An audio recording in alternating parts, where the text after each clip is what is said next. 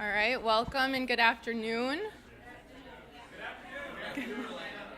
Welcome and good afternoon. Thank everybody for coming today. I think, great things really happen when you have a collective of great minds that come together and are able to talk and express themselves in a manner as much as this summit, I hope, piques some of your interest. So my name is Elena DiGiorgio. I'm the current Director of Diversity and Inclusion here at Elms College, as well as the Planning Committee Chair for this summit. It is with great anticipation that the Planning Committee has provided what we expect to be a wonderful inaugural event of something that we hope to continue on in the future. I think these topics and these conversations are very relevant to what we're doing on our campus, as well as what we're seeing throughout the nation at this time. So before we get started, I would just first like to take a brief moment of silence in honor of things that have been transpiring, the violence throughout our country. So if we could just take a brief moment of silence, please.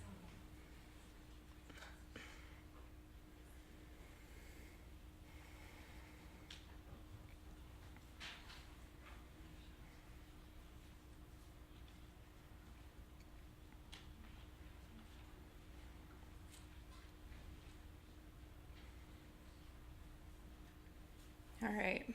Well, today we have an incredible program planned for you, and it is the committee's intent to encourage discussion in various topics and will be presented to you today.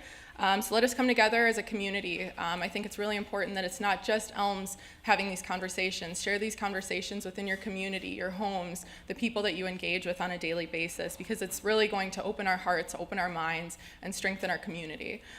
So with that being said, it is my honor and privilege to introduce to the podium a man we can all be proud of, the president of Elms College, Dr. Harry E. Dumais, as he delivers our opening remarks. So let's give him a warm welcome.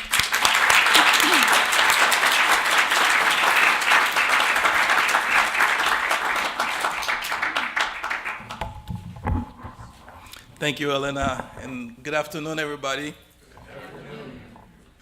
It is truly wonderful to see everyone here this afternoon, members of the Elms College community, fellow academics and higher education administrators, friends of the college. It gives me great pleasure to extend the warmest Elms College welcome to all our guests on behalf of the students, faculty, staff, and trustees of this great institution. Let me start by recognizing all those who contributed to make this event possible. First and foremost, I would like everyone to put our hands and our hearts together to thank the College Director of Diversity and Inclusion, Elena DiGiorgio.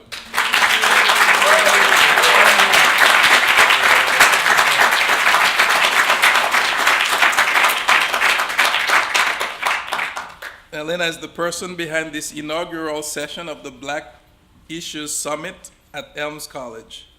Elena has assembled a distinguished panel to explore issues of identity, empowerment, community, and allyship.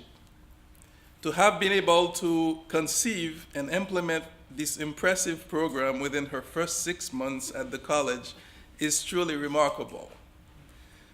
Elena's work to make this event possible has been guided and supported by the Dean of Student Success, Dr. Joyce Hampton, and the Vice President for Academic Affairs, Dr. Walter Breaux.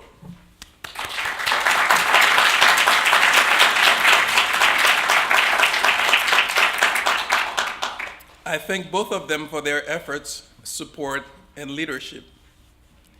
Next, I would like to extend a particular word of thanks to our 4 featured speakers this afternoon.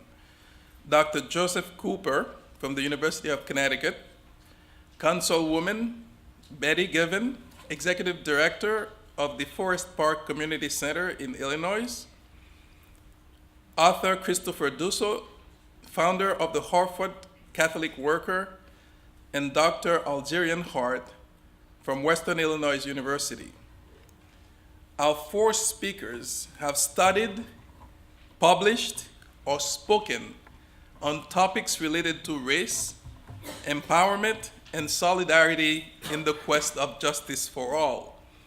we are delighted that they have made time in their busy schedules to be with us this afternoon. And to all of you who have heeded our call to put a few hours aside on this Friday afternoon in the middle of Black History Month to examine and evaluate topics related to African Americans, the African diaspora, Africana studies, race relations, I say thank you. This is indeed one more step in our common journey towards Dr. King's promised land and the founding fathers' more perfect union. Before I turn the podium over to our distinguished guests for their respective talks, it is worth taking a few minutes to ponder the question, why a Black Issues Summit at the College of Our Lady of the Elms? I submit that there are three simple answers to this question. First, this endeavor fits with our mission and tradition. Second, it is needed today more than ever. And third, this topic offers a rich academic landscape with which to acquaint ourselves. So, a Black Issues Summit is very much in keeping with our mission, history, and tradition. When Father Jean-Pierre Médaille and Bishop Henri de Maupas du Tour founded the first community of the Sisters of Saint Joseph in Le Puy, France, in 1647, their dream was to unite young women, quote, who would practice humility, sweetness, and devotion to their neighbor, end quote. The French word translated into neighbor, the word prochain, means literally the next person.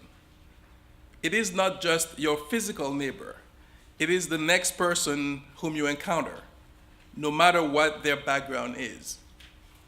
As a result, this openness to the dear neighbor is very much a value espoused by the 9 institutions of higher education nationwide founded by the Sisters of St. Joseph. At Elms College, from an academic perspective, we have developed this openness to the dear neighbor from various national and ethnic backgrounds. We encourage scholarship in Asian studies through a minor in Asian studies, being the only institution in the greater Springfield area to do so. Through our strong connection with the Irish Cultural Center of Western New England, we have hosted prominent Irish scholars, politicians, and cultural figures in support of our minor in Irish studies. Through our strong connection to the Polish Center, the college has sponsored cultural activities and has been committed to preserving and transmitting elements of, quote, the material culture of the Polish people in America, end quote. And now, through the Black Issues Summit series, we hope to have academic knowledge and awareness about issues affecting the African American community. So it is very much in keeping with our tradition. Second, a Black Issues Summit, whether at Elms College or anywhere in our country, is needed now more than ever. There have been confusing and divisive statements about Black and brown people recently at the national level. Our role as an academic institution is not to get involved in partisan politics. In fact, the dialogic nature of academic and scientific progress compels us to respect everyone's right to express their point of view, even when we strongly disagree with that view. However, as an entity anchored in the creation and transmission of knowledge, as a community of magisterium et scholarium, teachers and learners, united in our quest for the truth, we have an obligation to make sure that facts are stated accurately. To paraphrase the somewhat irreverent French writer Voltaire, if black studies did not exist, it would be necessary to invent it. Hence, a Black Issues Summit offers an opportunity on an annual basis to invite scholars to showcase the most current research and thinking on issues that affect African Americans. This will be an opportunity to correct the record when necessary about misstatements and mischaracterizations. In partnering with other higher education institutions in the area, we hope to ensure that the Greater Pioneer Valley region has access to the highest level of scholarly discourse on African American issues, similar to what is found in other metropolitan areas. However, our motivation is not organizational isomorphism. In other words, we are not doing this because others also do it. Elms College is launching this Black Issues Summit because the burgeoning field of African American studies offers a treasure trove of information that can be helpful to us intellectually, but more importantly, as a community dedicated to social justice. As with any other field, there is not a monolithic view or approach to Black studies, whereas Henry Louis Gates Jr. is affirming the value of Black literature and promoting its integration into a pluralistic literary canon, Cornel West is deconstructing the role of race, gender, and class in American society. Harvey Jung looks at the Black experience from the perspective of abuse and racial violence. Claudine Gay is studying American political behavior, politics, and race identity. Tricia Rose examines Black culture through pop music, social issues, gender, and sexuality. And I could keep going on, but you get the point. There are different points of view within African American studies as within any other academic discipline.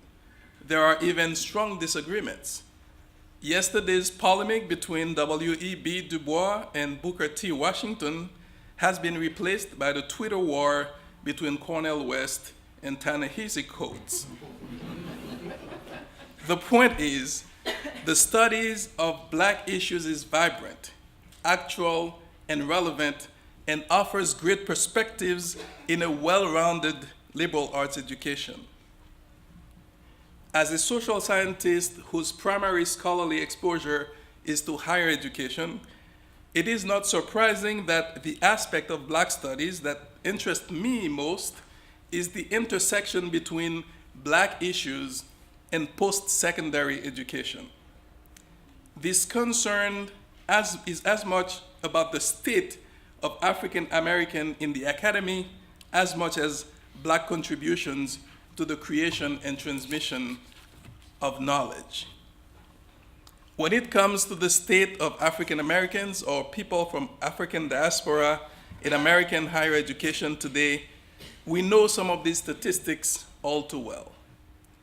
Access, persistence, and achievement of Black youth, especially Black males in American colleges, do not represent their true proportion in society.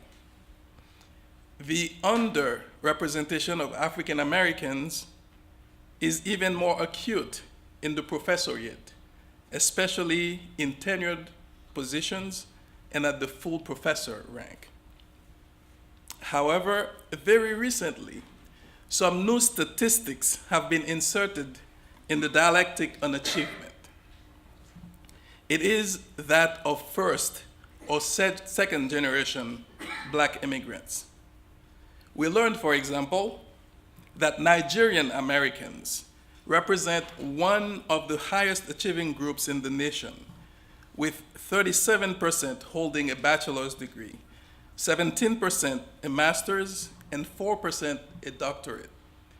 By comparison, those numbers, according to the US Census Bureau, for the general population are 19% compared to 37%, 8% compared to 17%, and 1% compared to 4%. So what is it? What is it that causes the statistics for black immigrants and native African Americans to be so different? What is it about American-race relations that perpetuate this underachievement of black Americans? In Race Matters, Cornel West engages in a scathing critique of race relations in American society that does not spare anyone, black or white. His perspectives on current black reality illuminate the issue of inequalities in general and the inequality of a differentiated system in particular. According to West, structural inequalities have deep historical roots in American society. Blacks in the US have not just been the victims of passive or unintended unfairness, but rather of, quote, centuries of degradation, exploitation, and oppression, end quote. West suggests that, quote, to engage in a serious discussion of race in America, we must begin with the flaws of American society, flaws rooted in historic inequalities and long-standing cultural stereotypes, end quote. But discrimination in American higher education did not happen solely on the basis of race. Women were also excluded from participating throughout the 18th century. The introduction of both women and blacks in higher education in the mid-19th and early 20th centuries, respectively, followed a pattern of segregation. Women's seminaries were first initiated, as well as black technical colleges. Though women have fully integrated colleges and universities in the 21st century, the same cannot be said about blacks and other racial ethnic minorities. One of Professor West's most provocative positions in Race Matters is to invite the African American community to look in the mirror at the same time as we are recognizing the structural inequalities that lead to disparities in society and in higher education in general. He invites African Americans to fully acknowledge an environment within our communities where racist stereotypes are condoned, where self-doubt leads to feeling of intellectual inferiority, and where nihilism and self-destruction seem like viable options. Those are strong views that compel us to evaluate their merit.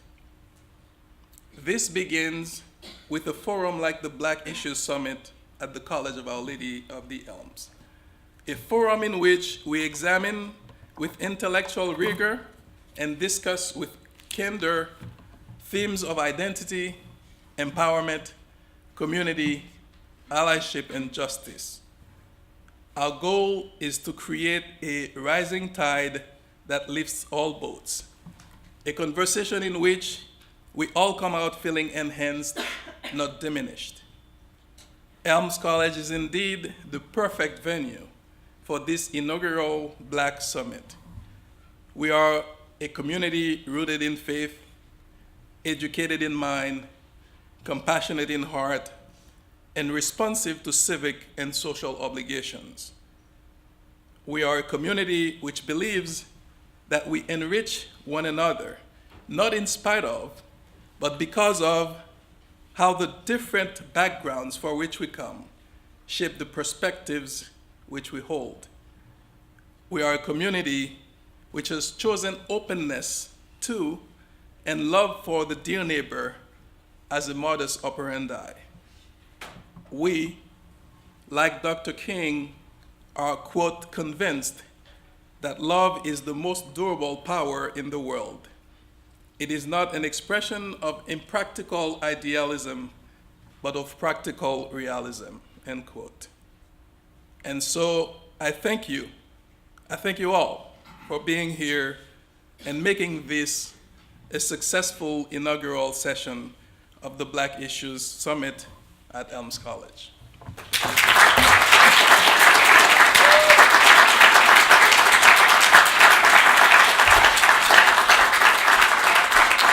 Actually, Dr. Dumais, could you come back up here? Dr. Dumais, could you come back up here?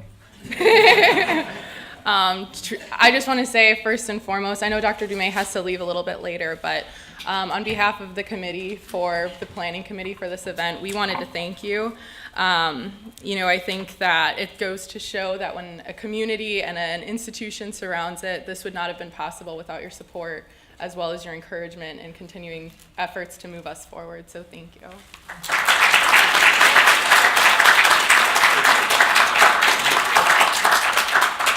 I gotta give that to my own party.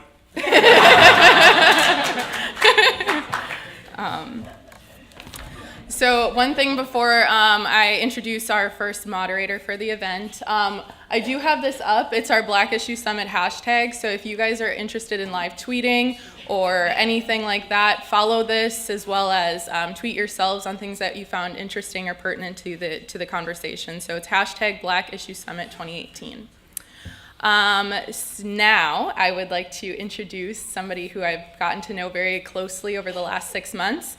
I would like to introduce our junior sociology student and president of the Diversity Leadership Council, which I advise. It's a student organization here on campus, Nadine Harris, to the stage as she introduces our first speaker.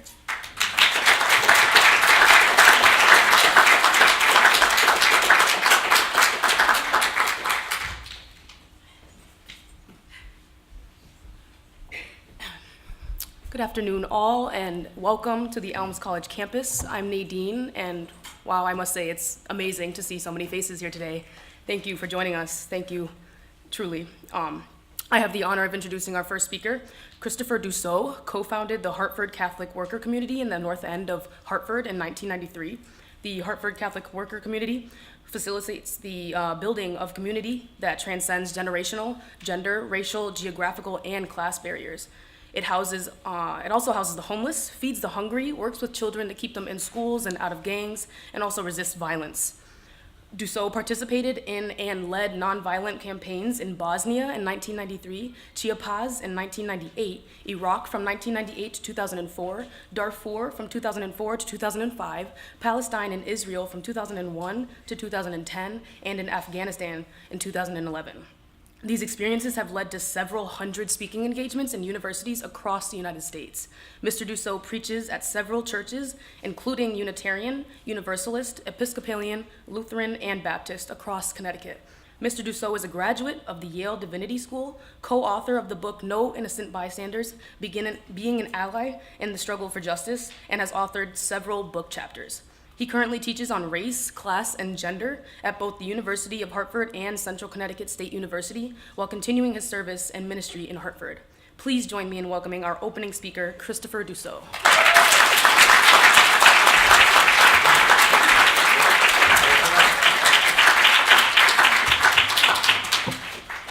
Thank you for a very generous introduction.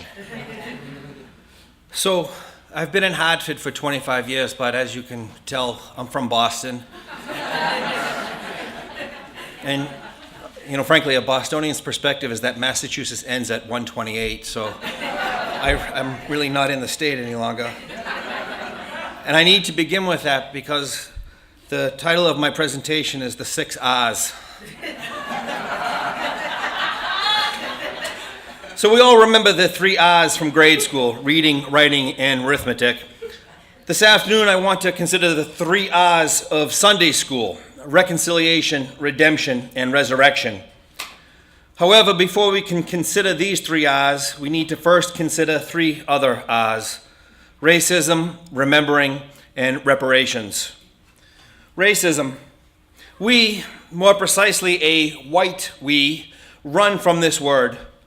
Some of us believe we are blameless and not responsible for racism because we are good people, or because our families came here long after slavery ended, or because we're from the North. Maybe we believe that America is now post-racial. Perhaps we run from a frank consideration of racism because we have been told that it is impolite to talk about race. I gotta tell you a weird thing. I'm new to glasses, so I can't see my words without them, but I can't see you with them. But regardless, an underlying assumption nearly all of us make about racism is that it operates largely, maybe exclusively, at the level of the individual. That is, racism exists because racist people do bad things. While this is certainly true on one level, this understanding keeps hidden the systemic nature of racism and the ways in which this system privileges white Americans while oppressing people of color. Racism is more than interpersonal prejudice. Moreover, an individualistic understanding of racism works to absolve those of us who consider ourselves to be good anti-racist folks from accepting our responsibility to struggle for justice. Race is ideological, not biological. Skin tone, hair texture, the shape of our nose and lips are biological. But the meaning assigned to these genetic variations by Euro-Americans in the 17th century gave birth to race as we know it. Race as an ideology emerged in the wake of Bacon's Rebellion of 1676, which briefly overthrew the colonial government of Virginia. Prior to this rebellion by a militia composed of enslaved Africans, indentured Europeans, and a group of American Indians, the terms white and black were not commonly used to categorize people. But in the rebellion's aftermath, the ruling gentry of colonial Virginia created race through the passage of slave codes. These laws successfully displaced class consciousness and class solidarity by creating a racial consciousness and racial solidarity. The slave codes introduced the terms white and black into law and racialized slavery by making the conditions more severe, more explicit, and particular to people of African lineage, while granting more rights and opportunities for poor and formerly indentured Europeans and Euro-Americans. Over the course of the next century, racism became more entrenched in law, proven by junk science, defended with quack theology, in order to justify owning people in a society that would soon revolt for the cause of liberty. Thomas Jefferson was able to own and rape people of African ancestry while also declaring all men to be equal, because in his words, he suspected that black people were inferior to whites in the endowments of both body and mind. That is, he could declare all men were created equal and still own slaves because he wasn't convinced that people of African ancestry were fully human. This malignant idea was not renounced when slavery officially ended, and so it has persisted, evolved, and infected our laws, schools, our homes, our culture, our psyche, and even our souls, like an untreated strain of spirit-eating bacteria. And like the drug-resistant bacteria that survive an incomplete round of antibiotics, the racism of today has become more pernicious and resistant to our incomplete efforts to eradicate it. And let me be clear, slavery in America didn't end with the Emancipation Proclamation of 1863 or with the ratification of the 13th Amendment in 1865. If you have the time, I strongly encourage you to check out the work of Douglas Blackman, Slavery by Another Name. It's a book and a film. Blackman used to write for the Wall Street Journal. And it looks at the development of the black codes after emancipation and how laws like criminalizing vagrancy, if you couldn't prove you had a job, or black people gathering in public without a white person present were criminal acts. And these people, largely African-American men, would be arrested, but not imprisoned. Their sentences would be sold to the plantations from which their fathers and grandfathers came, to coal mines, and to companies like U.S. Steel Corporation. This is a practice of slavery that continued into the middle of the 20th century. My grandfather's lifetime, my father's lifetime. The inevitable result of declaring black people inferior was the assertion that white people are superior. Racism infects more than overtly racist individuals. It sickens our entire society. America is white-dominated, white-identified, and white-centered. This is the definition of a racist society. But because individualism is so deeply ingrained in our cultural imagination, it is difficult for us to see, much less accept, a systemic analysis of racism. So for a moment, let's consider our transportation system, which is largely, here I go, car-dominated, car-identified, and car-centered. Now, if you own a car, this can be hard to see. But if you ride a bike to work, take a bus to do grocery shopping, or walk in a suburb that lacks sidewalks, the car-centered, dominated, and identified nature of our transportation system is a daily disadvantage you need to cope with. So what if you come to realize that our system of transportation is unfair because it gives advantages to people with cars? And since you don't want to be a carist, you decide to give up your car. What does that accomplish? Well, hopefully it provides you with an empathetic perspective of the struggles of those without cars. But beyond that, giving up your car doesn't do much else because it doesn't change the transportation system. Giving up your car doesn't increase bus service or build bike lanes or build sidewalks. The question, so some of you might grumble about maybe being stuck in traffic. Sure. Our transportation system is not perfect, but still, you need to ask yourself this: would you rather not have a car in our society?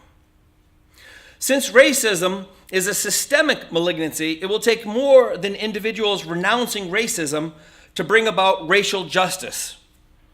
Of course, white people cannot give up being white, but Black feminist Patricia Hill Collins argues that white people can pivot our center so as to glimpse the realities of our society from the perspectives of non-white members of our society, so that we might be able to engage in dialogues for change. In Catholic social teaching, this is the duty of solidarity. Our second R is reconciliation. When it comes to racial reconciliation, the loudest voices are usually white.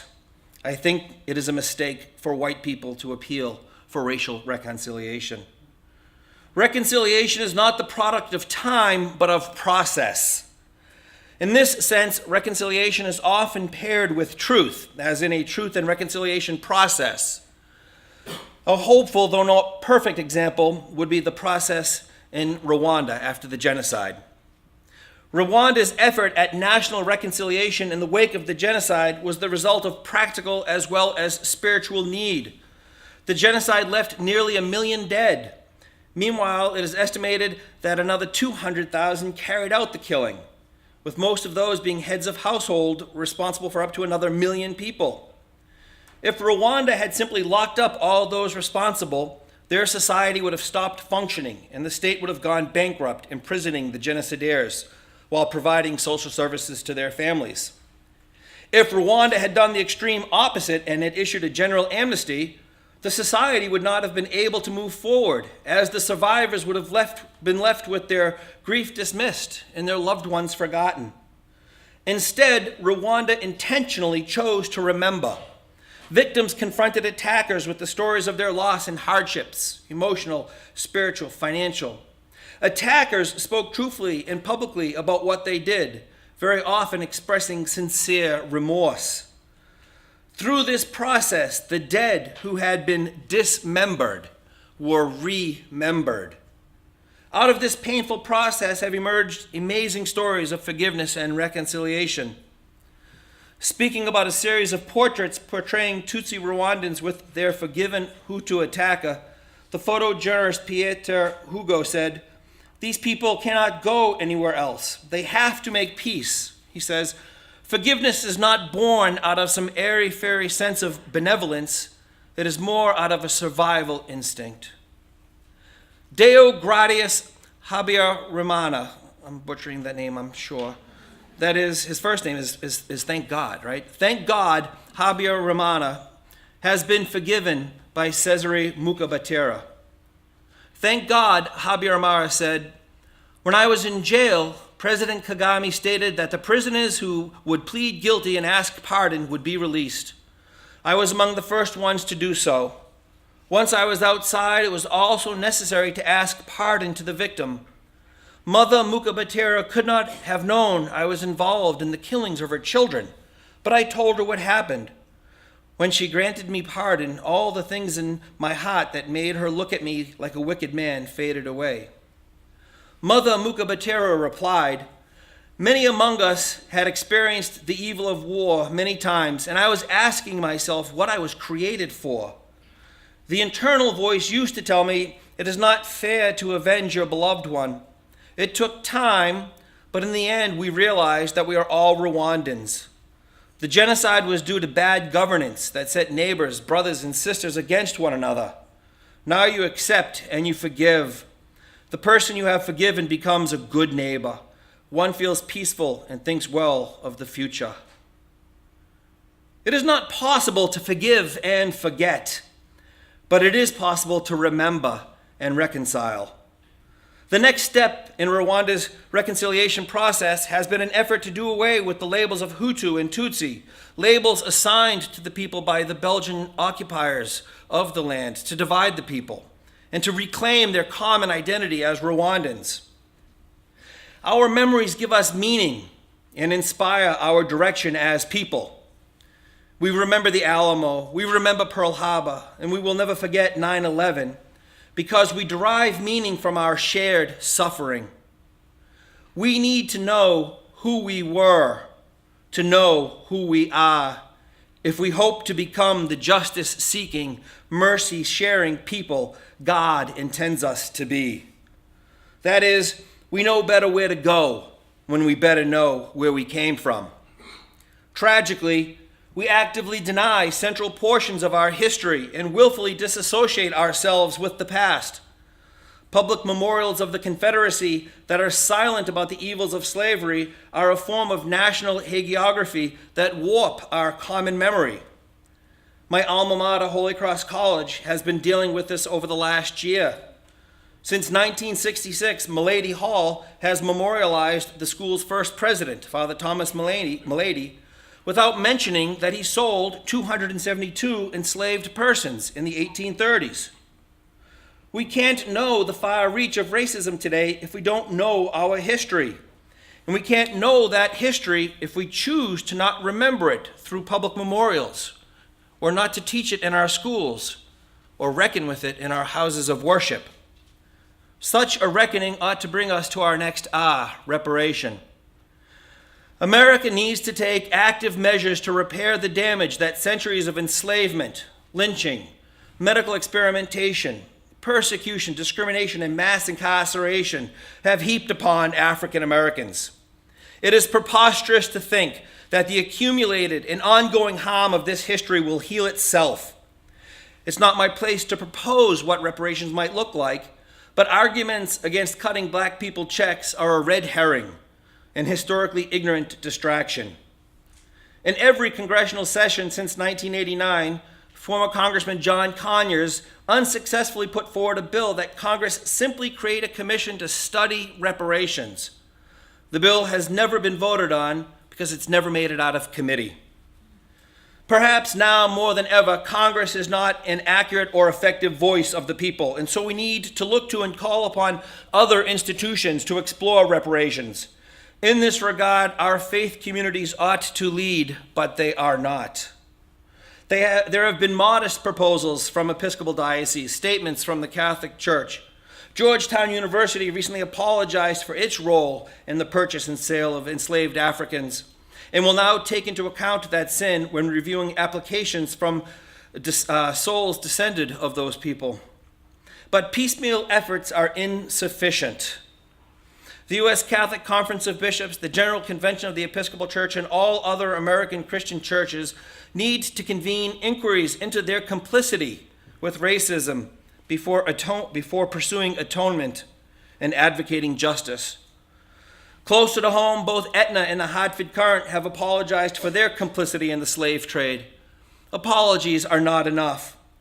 A portion of Aetna's current value is the product of profits made by insuring enslaved Africans. The residual wealth of this practice has grown and remains intermingled with the company's assets. Some portion of the $177 value of a share in Aetna is the product of slavery.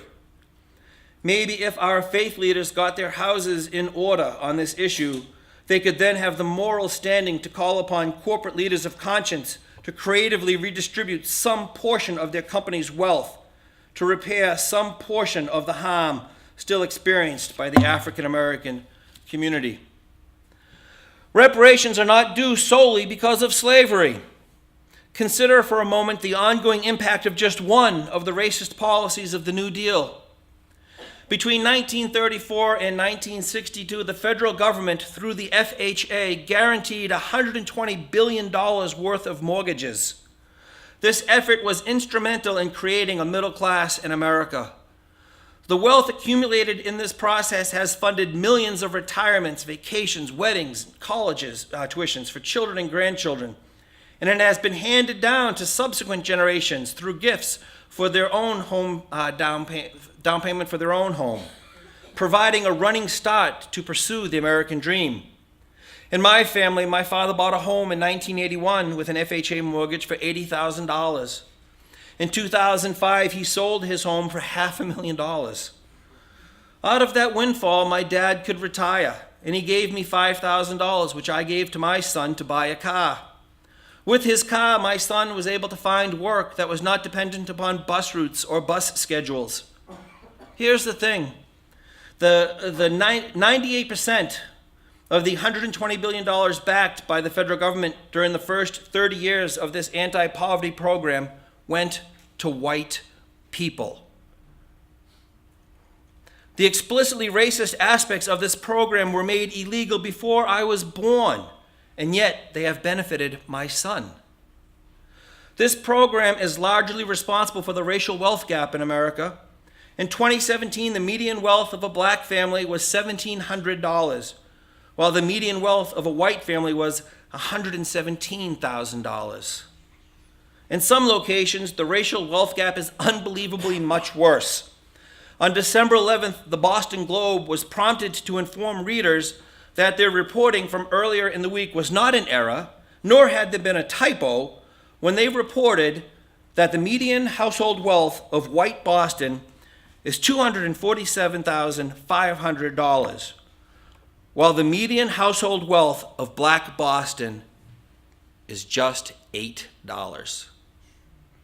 $247,500 white Boston, $8 black Boston. Despite racist practices in lending and real estate no longer being legal, Wells Fargo and Bank of America are currently paying out multi-billion-dollar fines for racist lending practices from just a couple of years ago. If the federal government can effectively create a white middle class, is it not fair to think that it can create a larger black middle class? My final R's are redemption and resurrection. We are at a Catholic school. I feel I can talk about this. I believe that we are redeemed through the practice of resurrection, and that the practice of resurrection begins with the practice of remembering.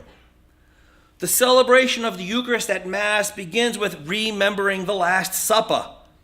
But we also remember Jesus when we remember the mystical body of Christ through humble acts of charity performed in concert with the pursuit of justice. Resurrection was not a singular, isolated event from 2,000 years past. Resurrection is the ongoing practice of ordinary people being Christ-like with one another. It is seeking solidarity with the forlorn and forgotten, the despised and the demonized of our land, to form the beloved community. We must remember so that we can repair, and we must repair so that we can reconcile. For when we reconcile, we will rise and be redeemed. Thank you.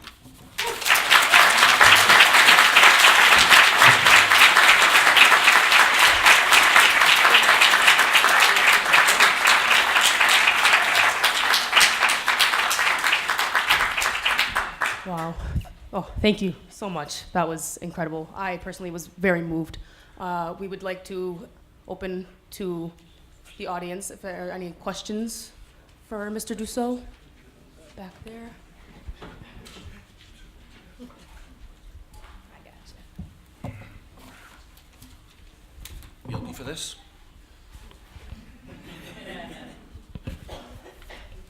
Good afternoon, everyone. I just have a question for you. As a member of the University of Hartford community, if you could speak on, the hate crime that happened with Chanel Rowe, and how that was, seen at that college campus, from one college campus to another. So if you're not familiar, a black woman, a student on campus, her white roommate basically poisoned her drinking water and wiped bodily fluids on her backpack and things. The young woman, the white woman, has been expelled and has been charged with crimes. I gotta be honest, I'm a little bit disappointed that more organization hasn't happened on campus. I'm disappointed that the Black Student Union, actually they call it Brothers and Sisters United, haven't organized beyond the moment. It was on the consciousness of the campus for a week or two, but the school has moved on. And I think that's dangerous. That's forgetting, and we need to remember. BSUs ought to be sources, locations of power for students. We have somebody for the community organizing background. Power is organized money and organized people. And if people are not organized, they're not going to have the power to affect change. And I wish that the BSU and more students on campus were better organized to force change on campus. So I guess those are my reactions. I'm sorry. Any other questions from the audience for Mr. Dussault? Of course. Hi, Chris. Thank you so much for your talk. I was wondering if it was mentioned that you had spent time, nonviolently protesting, acting in that manner, and I was wondering if you could talk a little bit about that, just your personal experience, either organizing those events or being part of it. Sure. I've spent time in Hartford with the folks that coordinate Moral Mondays CT and the Black Lives Matter folks. I'm not going to talk about what I've done. I'm going to ask you what you can do or invite you. This year is the 50th anniversary of Dr. King's assassination on April 4th. 51 years before that, before today, was the anniversary of his speech, his sermon at Riverside Church in New York, where he talked about the triple evils of racism, militarism, and materialism. And he was ramping up his making connections in our society in preparation for launching the Poor People's Campaign, which never really got off the ground because of his murder. Reverend William Barber has convened, from North Carolina, has convened labor leaders, religious leaders, folks from the Native American community, folks from the LGBTQ community, to launch a new Poor People's Campaign to restore a moral vision to our country. And so I would encourage you all to get on your electronic devices there and look up the new Poor People's Campaign on Google or whatever, and see who's coordinating efforts here in Western Massachusetts and partake in those efforts to bring about a more just society that Dr. King was calling for. Maybe time for one more question. Any dire questions out there? No? I guess I... Go ahead. I have one more question. Sorry, I got it. I guess I would definitely just like to know if there was any one thing or maybe a milestone perhaps before engaging in your career that really made this register as like a passion for you. So I grew up in Boston, a place that doesn't have the greatest reputation for race. And when I was in middle school, we moved from a economically and racially diverse neighborhood to an all-white suburb. And it was a little bit of a culture shock. And when I went to Holy Cross in Worcester, I learned about a movement called the Catholic Worker Movement. I encourage you all to look up Dorothy Day and the Catholic Worker. And the day I graduated, I moved into a Catholic worker home. I've spent my adult life living in the north end of Hartford. There aren't other white people for miles. And we intentionally raised our children in that neighborhood so that they would not grow up with some of the prejudices that are reproduced in the popular culture and the media because they would have actual relationships with peers of color. And I guess, my pivoting my center, to use Patricia Hill Collins's term, it really happened moving to the neighborhood where my son has a car. None of his friends have a car because none of their grandparents were helped by the federal government in buying a home. Actually, there are buildings in the neighborhood where the landlords have spray painted with a stencil on the front doors of the apartments, no loitering, no trespassing, police take notice, tenants included. You're not going to see that spray painted on the front door of anybody's home in the suburbs, right? Kids in the suburbs, I know nobody out there smokes pot or drinks underage, but if they did, they could do so in their backyard without real fear of being stopped by the police for trespassing and loitering, and then having a drug possession charge, and then being in a drug-free school zone. That's the reality of the kids in my neighborhood, and that really getting to pursue shalom, often translated as peace, probably more precisely translated as right relationship. Being able to pursue shalom with the people in my neighborhood and be a neighbor and be welcomed as a neighbor shifted the way I see the thing, the society, the way I see things. And white America needs to do that. White America, whenever poor folks or people of color have moved into white communities, white folks have left. It's literally turning our eyes to not see. And so white folks need to take the affirmative steps to see what's going on, to pivot our center so that we can change things. So, I don't know. Awesome. Thank you All so right. much.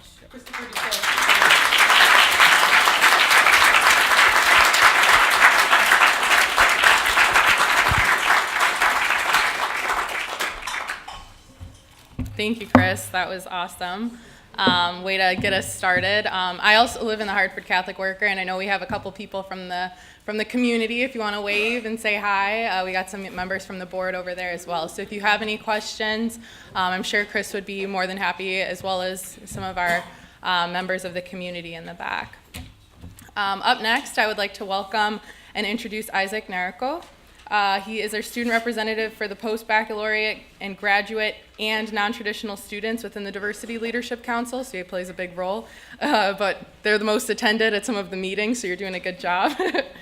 He will be graduating this semester to continue his journey in becoming a pediatric surgeon. So we're very excited to introduce him to introduce our second speaker.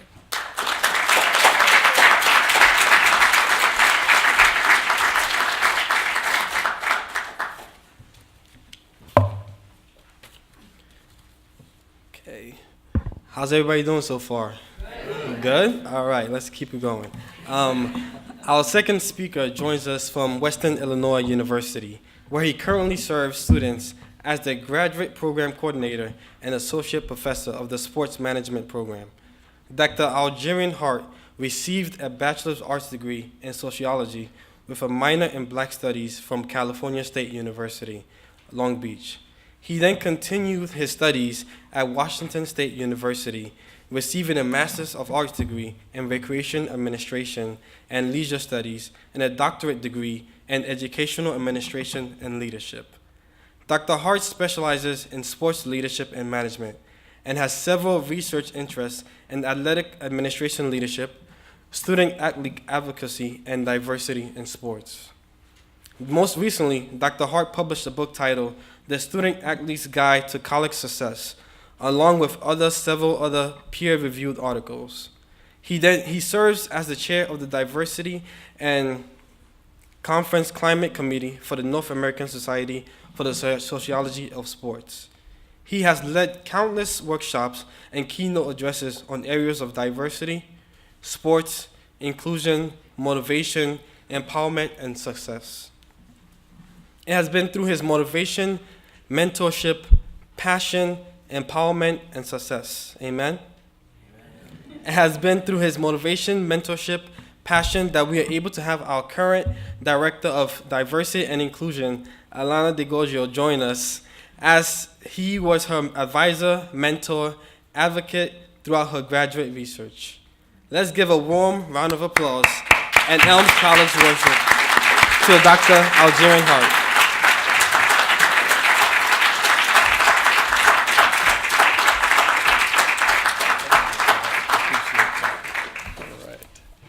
Thank you. Wow. Chris, I would say thank you, but it's more like thanks a lot. That was very powerful. So, good afternoon. Good afternoon. Thank you for inviting me to the inaugural Black Issues Summit. It's always an honor to share the same space with so much excellence. And let me give a thank you to the planning committee. I believe that's Elena, Ann, William, and Simara. We need to give them a round of applause.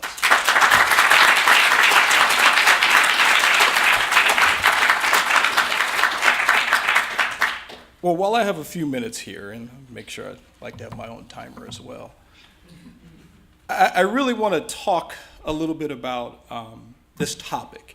As you'll notice, the topic is a rate of return on investment in building inclusive campus wealth. But if you don't mind, I would like to share a quick little story with you. It's about sharpening the axe, specifically the success axe. There were two lumberjacks that were chopping wood. Why? Because they were lumberjacks, and that's what they do, is chop wood. One lumberjack took a break to sharpen his axe, while his coworkers stated he had too much work to accomplish to stop. The lumberjack who sharpened his axe was able to accomplish twice the work compared to his coworker. The intent, taking a break to get better and evaluate how one can be most efficient, can only increase and energize your talent.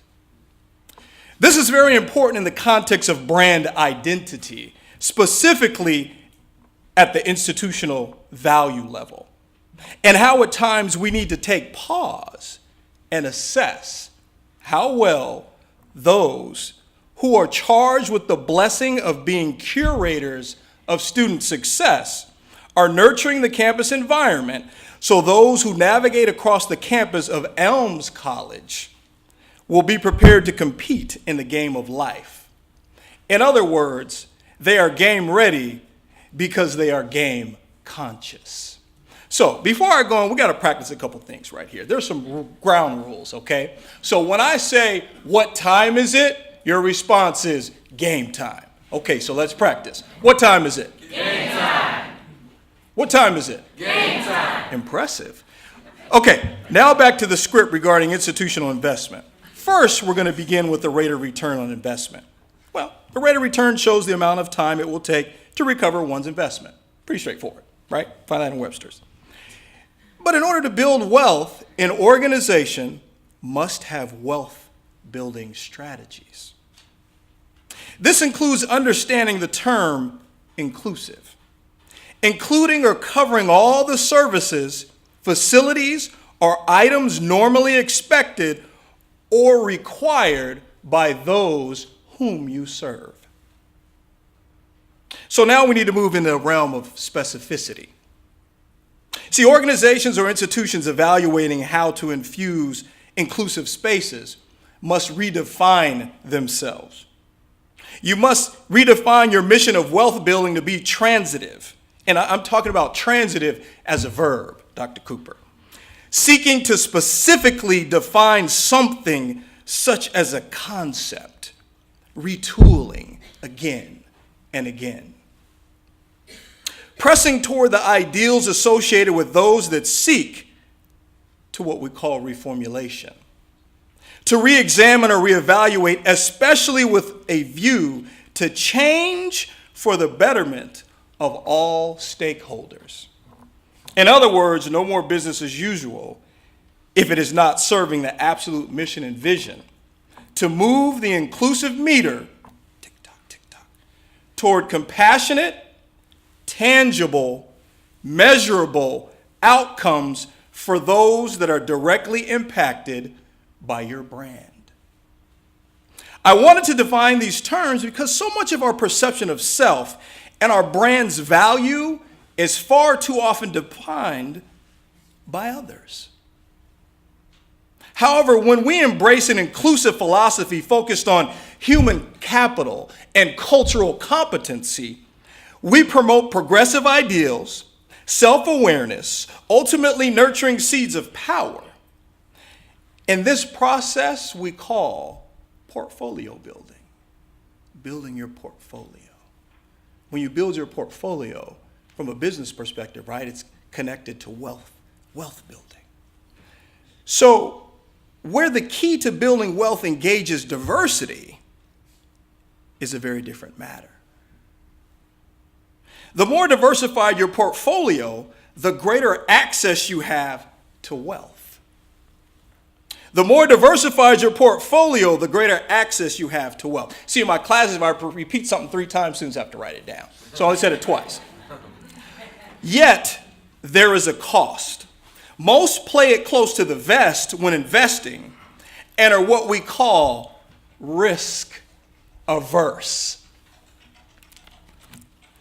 But we know that it's about comfort, right? If you're comfortable with low risk, you can be just fine.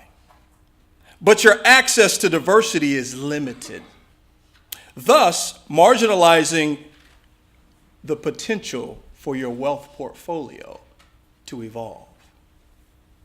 Good people, I don't believe you hear me just yet. I'm here to deliver a message. I just want you to know that. What time is it? But those that are all in and travel the high risk diversity investment path, certainly you will be questioned because risk is not normal, nor is it comfortable. Especially when you're diversifying your portfolio in pursuit of building wealth that is dependent on the inclusive success of others. This is where our rate of return on investment becomes, okay, now we're rolling up now. Transformational wealth, where buildings are no longer identified as spaces of aesthetically pleasing the campus infrastructure, but hallowed ground where intellectual curiosity and inquiry by students and faculty and other scholars is expected. Where institutional wealth hydrates the thirst of expectation and excellence across the campus community. Speaking of thirst.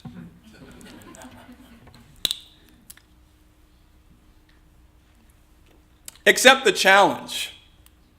Embrace being the preferred progressive campus, Elms College. You see, good folks, Elms College has already confessed their positionality concerning their progressive campus stance. I'll share directly from your homepage. It begins with excellence.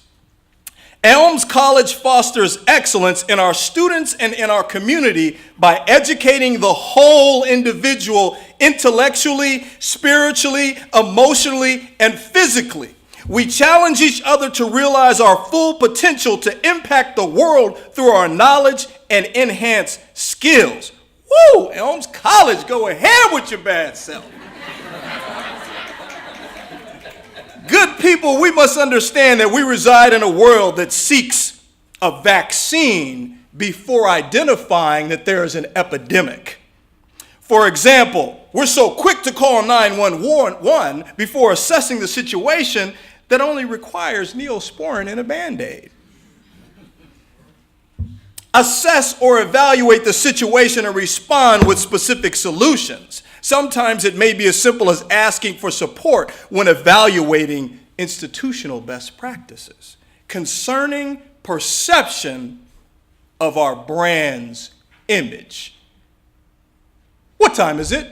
Game time. Before LeBron James was a primary Sprite spokesperson, right, another LeBron James reference, right, there was a former tennis star named Andre Agassi who had Sprite commercials, I hear a few tennis lovers, that projected image is nothing, thirst is everything. Well, I agree that if an institution of higher learning looks to uphold an image but does not remain thirsty for inclusive success, there is a hole in said institution's resolve.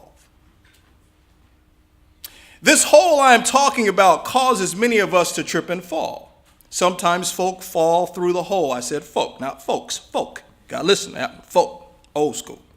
Preferring to look for a way out, but never willing to pay a price to reach their success. Sometimes folk fall through the hole preferring to look for a way out, but never willing to pay a price to reach their success. Sometimes it's simply ignorance. Not ignorance in what I would call a foolhardy manner, but ignorance in terms of they simply are unaware and do not know the lay of the land or the way. For example, since we're in a faith-first environment, I get the rare opportunity to share spiritual fruit. See, when someone says, the least I can do is pray for them. How many of us have heard that? The least that I can do is pray for them. Well, then that's truly letting us know that they don't understand the power of prayer. Because if you understand the power of prayer, prayer is the most powerful manner in which you can ignite blessings upon another individual. Let that marinate. Elena, you knew I was going to say that, right? And I, for one, can always use prayer. So I don't know if you want to tweet it or whatever. Hashtag Algerian Heart needs prayer. Thank you. Understandably, hey, we all trip and fall in life. That's how we learn. That's how we grow. Whether that's the institution or the individuals that are part of it, the faculty, the staff, we've all been there and done that to ultimately be in a space to help empower students and hopefully empower the space that we work in. So that is how it goes when you're in the game. But what price are you willing to pay to get back on track when you fall? Sometimes we get in our old, stubborn, familiar spaces, right? Where we want to do it our way until we can make it happen. Then we look to change, as long as it's under our direction. In terms of opportunities for college, understandably, society is not a level playing field. According to the University of Oregon's Professor David Conley, middle and upper class have far more access to the right information for college success than others. Well, clearly, we all know that, right? Conley adds that when a person goes to college, he or she needs a lot of knowledge in many different areas. Okay. Some of it is concept, and their research shows that a person also has to have certain thinking capabilities in addition to basic skills. Self-knowledge, knowing how to interact with students and professors, and how to navigate the bureaucratic process are some of the important areas a student should possess when he or she heads off to college.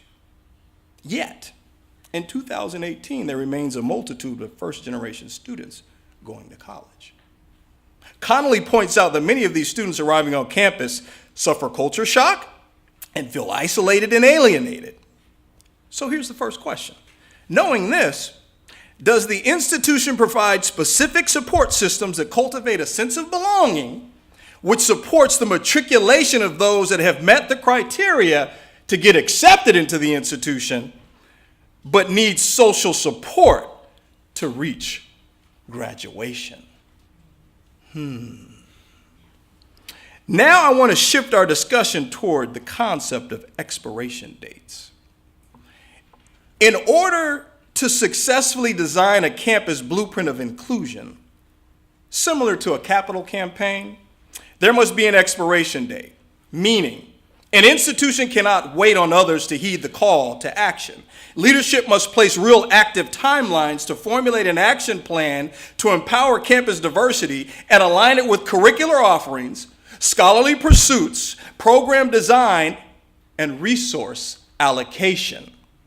Furthermore, there must be an expiration date on the challenges, obstacles, hurdles, issues, and troubles associated with inclusive pursuits. So institutional success can thrive. We cannot forget the business of higher education is connected to student belonging. We cannot forget the business of higher education is connected to student belonging. We cannot forget the business of higher education is connected to student belonging. You don't have to write it down. I just want to make sure it tries to permeate. Which empowers their success and is intertwined with student inclusion that is tied to alumni ownership.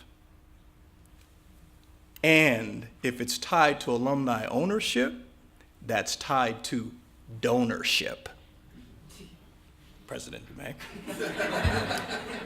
So the rate of return on investment, building inclusive campus wealth, is truly connected to ownership. Because if I own it, I'm going to be part of its upkeep. And I most certainly want to give back so that it is even better than what my positive experience was when I attended said institution. Don't have to let that marinate. That can cook. There are existing markers of time that students will walk the campus of Elms because they will graduate. In fact, I was introduced to a future surgeon. I'm excited. So what expiration dates have you set as an institution to ensure the student experience at Elms College is tremendous and, dare I say, awe-inspiring? You must have an expiration date so your success can thrive. To the larger Elms community, what sacrifices do you need to make to ensure that you are successful? Today, I stand in a room filled with leaders. Whether you have chosen to be a leader or not, too late, you are today. Whether you have taken that role willingly or not. So thus, good citizens, you are a leader and are responsible to make those around you accountable for their success and your success. You clearly cannot be the best that you can be on your own. You must have an expiration date so your success can thrive. As a leader, you must carry your acts of leadership and never allow the routine, everyday challenges to dull the sharpness of your responsibility to lead. So you're seeing this leadership accountability thingy-majob coming together here, that if the institution is going to thrive, it's not about one leader. It's a leader who's going to toe the line, but everybody else must be part of that. At different points in time, others can lead in different areas, but ultimately we're trying to reach the same empowerment goal. Note I didn't say at the end, because it's ever evolving. If you didn't hear what Chris was saying, the evolutionary ideas. Thanks, Chris, I stole that. In other words, the stench of failure, remember when we fall, can only be masked by the sweet smell of paying the cost for success. But how does a leader accomplish this task? You see, I appreciate the philosophy of Tom's CEO from Tom's Shoe Company, Blake Mycoskie. He says, start your day by making someone else's better, or at least with the thought of how to make somebody else's day better. See, sometimes it's more simplistic. Just the thought kind of starts the engine. This leadership approach is servitude with a purposeful outcome, also known as steward leadership. Stewardship is an ethic that embodies the responsible planning and management of resources or accountability to and for people's success. To be a steward is truly the essence of leadership. You must have an expiration date so your success can thrive. What time is it? Game time. That is the not mentality. In mathematics, the not is the 0 digit. Translated in Hebrew, from a leadership perspective, we must embrace the not. Why? Because it is other numbers that have finite boundaries. 1, 2, 3, etc. However, the not has infinite possibilities. At the core of the not philosophy is that there is nothing we cannot achieve. But the value of the not is infinite. But the success of the not is action. In this case, connected to we. We cannot and don't have to bow down to naysayers or doubters. With good leadership, we can achieve great success with a not mentality. However, with a not mentality for a leader, they can accomplish just a little more, just a little extra, which means they can do extraordinary things, which results in extraordinary success. Oh, Elms College. In the words of the Dr. Reverend Martin Luther King Jr., I don't need to read anymore. I cannot be what I ought to be until you are what you ought to be. President Abraham Lincoln stated that you are given 3 names in your existence: your inherited name, the name your parents give you, and the name that you make for yourself. CNN's American political strategist Donna Brazile stated, her mother, who was a sharecropper, told her that you were given 2 names, child. That's what her mom said. I didn't. You're given 2 names, child. The name you're given at birth, and it's not what they call you, it's what you answer to. So my second question today, what do you answer to, and who do you answer to? You see, President Barack Obama stated, we are the change we have been waiting for. So what are you looking for? You're it. Tag.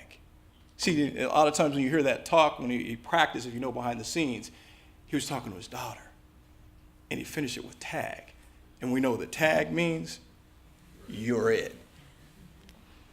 I say that at this moment, right here, right now, on this day, at this very second, you are the best and have been given a charge. And not just the best, but the best of the best. As my son says, the bestest. Don't forget to pause and remind one another to sharpen the axe. Continue to strive to be better, and I will too. The College of Our Lady of the Elms and her esteemed leadership, you cannot be what you ought to be until we are what we ought to be. God bless you, and thank you.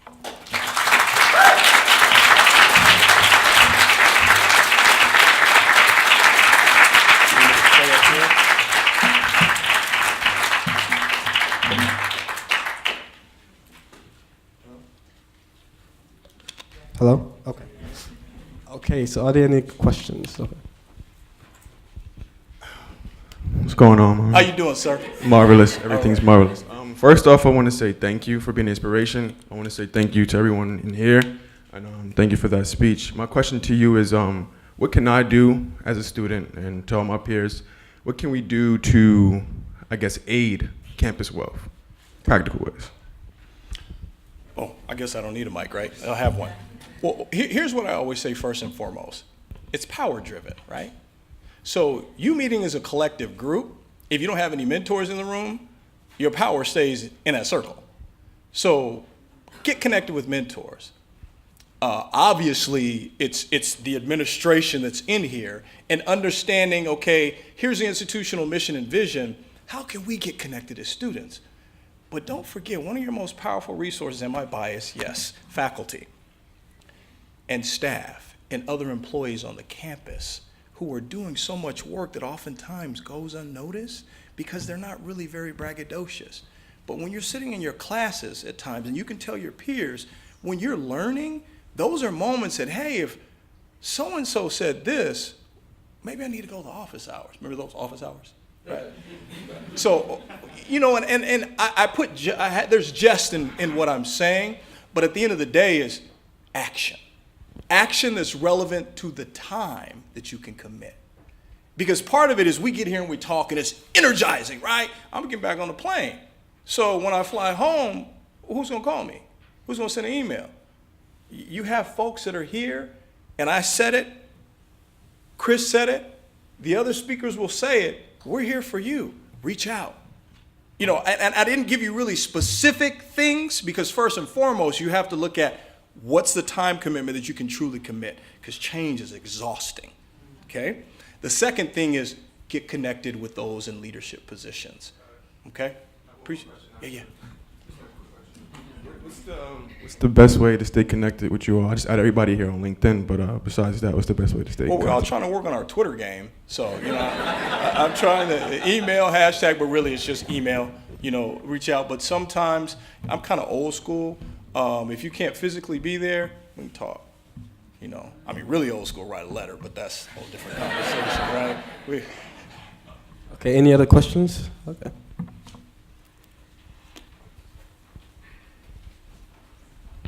Thank you so much. I feel like I'm ready to go play a game right now after that. Thank you. So how do you deal with, I know you touched on it, but how do you deal, maybe with a few examples, with mental and emotional fatigue? Resources. What are the resources on your campus? I mean, you have expertise and experts on your campus that research it, study it, and are part of that, whether it's counseling services and other areas, because oftentimes we think that the mental fatigue is just because I'm tired, when sometimes it's a little bit more. As I said just a few seconds ago, progressive things are exhausting. But personally, you have to have a good space, right? I like to work out, obviously be with my kids and my wife, and that's something that helps energize me, my faith. There's nothing like what I say, I learned from my folks, of one who was a sharecropper as well and picked cotton. You need to get on your knees, boy. That was said to me, right? He didn't have to say, man, it wasn't about being PC, that's daddy, right? Sometimes we just have to, what we would say is just, it's okay to submit to the fatigue that you're tired. Like the coffee, you can only have so much. The energy drinks, energy bars, food, the sustenance, sometimes you just need to pause and make sure that you can have somebody help you with resharpening your axe. So if that's a coworker, colleague, significant other, campuses are always wonderful. If it's a lay person, whoever that is, it's community. And I would say first and foremost, certainly reach out to your community to help with the energizing. Okay. Any other questions? Any burden? Oh.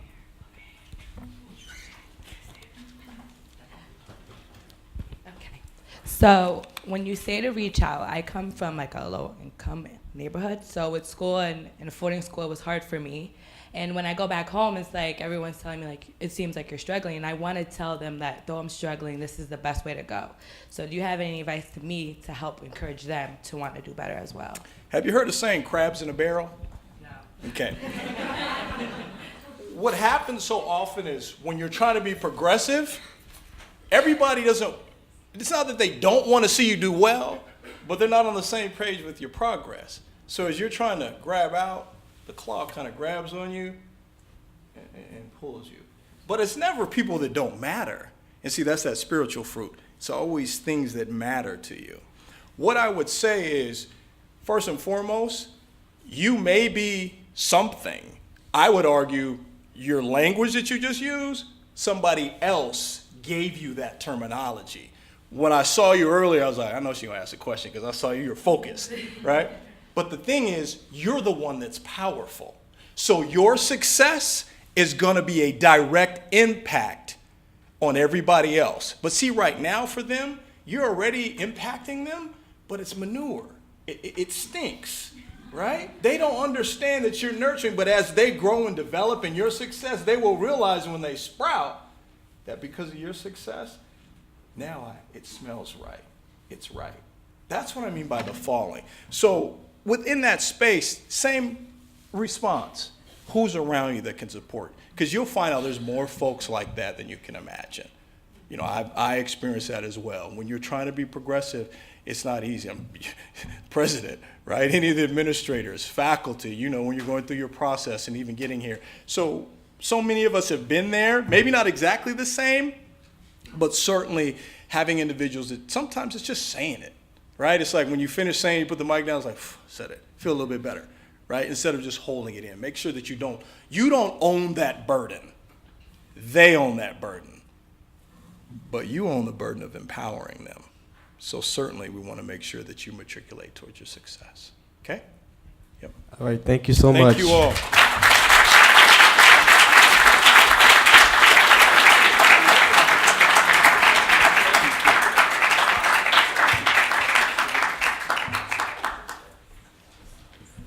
Well, that was a great first half. At this point, we are going to transition into break. So I thank our first two speakers for starting off the event really well. I hope that continues after the break. We will.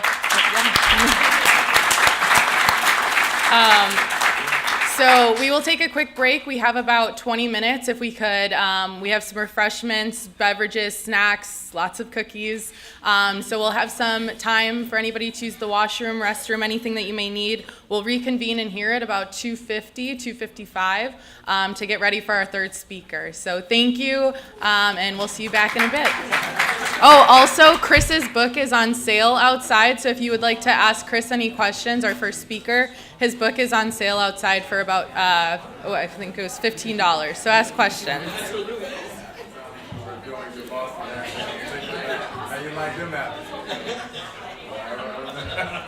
All right, everybody, welcome back. Hi, Beth. Hi, baby. I just want to welcome everybody back. I hope you enjoyed the refreshments. I heard that they were some of the best cookies Aramark has ever put out. So congrats. Thank you, Aramark, for all of the refreshments. We had an exciting first half, and I hope to continue that on with the second half. So now it is my pleasure to introduce one of my mentees to the stage. Keyshawn is the captain of our men's basketball team, president of the Student Activities Board, student representative of the Board of Trustees, vice president of his class, and will be attending graduate school at my alma mater, Western Illinois University, under the motivational Dr. Hart that we just heard from. Keyshawn will introduce our third speaker today.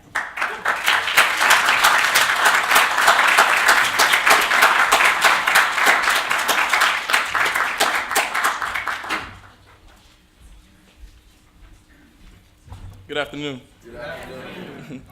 Our next speaker, Betty Gavin, travels from Joliet, Illinois, where she currently serves as Councilwoman for District 4. Gavin has been the Executive Director of the Forest Park Community Center since August of 2012. She is also one of the founding members of the Quality of Life Task Force of Joliet, as well as being the Executive Director of the National Hookup of Black Women Incorporated, serving as Administrative Assistant to the National President of the organization.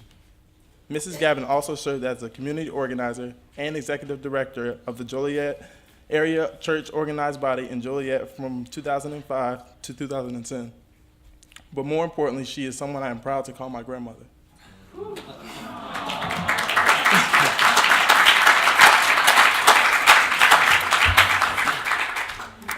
A graduate of the University of Miami, Mrs. Gavin received her Bachelor of Science degree in nursing in 1970. She is the recipient of many honors over the years, including Woman of the Year Award in 1998, National President's Award, as well as the Leadership Award and Shiro's Award for the National Hookup of Black Women on numerous occasions, the MLK Leadership Award in 2007, Citizens Award for the Mega Sci-Fi New Phi Chapter in 2013, and the Ray Bolden Seeker of Justice Award from the Illinois Black Bar Association in 2014. It is my honor and privilege to welcome to the stage someone as intelligent, inspiring, and rooted in advocacy as my grandmother, Betty Gavin, to the stage today.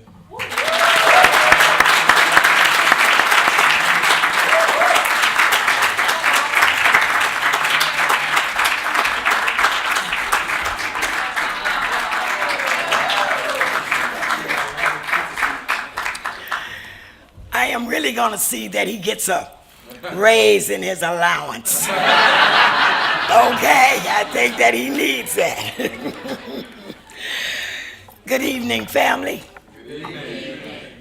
And I say family, and I really mean that. I am excited, honored to be in your presence. Today, Black female empowerment through meaningful connections. I tell you, now that is a statement. That is a statement, because especially in these days and these times, women, we must find our voice. We must lean in.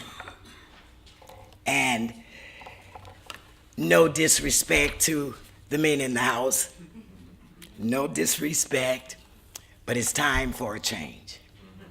It is time for a change.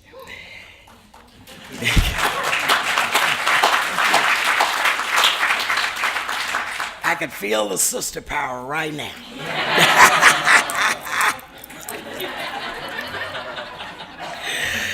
Well, good afternoon. My name is Betty Gavin. I am the councilwoman for the 4th District, City of Joliet, Illinois, the City of Champions. I bring you greetings this afternoon from the Honorable Robert Odekirk, our mayor. I also bring you greetings for Dr. Lona C. Bibbs, our national president of the National Hookup of Black Women. I wear several hats. So during my time with you this afternoon, I'm going to be switching hats, and we're going to be talking about a lot of things and how we can improve the quality of life for all of us, how we can be a part of the change that we want to see. I tell you now, I'm living the dream. I am living my dream right now. When I was in high school and about to graduate, about to head off to college, I thought I wanted to be a nurse. My grandmother thought I wanted to be a nurse as well.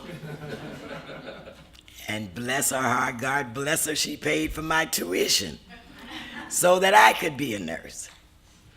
But how many of you know that it's times when you don't really know and you work yourself into something and you find out that it is an entirely different path for you? It's always said that there are two important times in your life.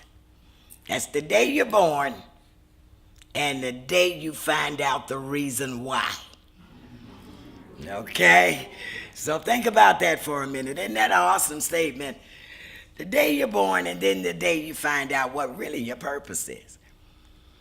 And I know everyone in this room has a purpose. You have a purpose. You are preordained for a time such as now. And I tell you what, I grew up in the 50s and the 60s, and I'm telling you, right now, young people in this room, Elms College, we are so awaiting your arrival. Yes. We are awaiting your arrival right now because you are going to be that level of change that brings us about a better community, a better families, all of that. So, I'm excited, and I know that just waiting and being in position for you, that it will make all of our lives better. I want to tell you a little bit about the National Hookup of Black Women, what we do and why we do it. This is an organization that was established in 1974 by 13 spirited women who accompanied their husbands to the Congressional Black Caucus, which is held every year in September. And at that time, 1974, ladies, in my era, you know that you were not the participant, okay? You were there, but these young women got together and they decided the men were talking about political issues and what affects, and the women were sitting in the room. And it came the time that they said, I'm tired. Enough.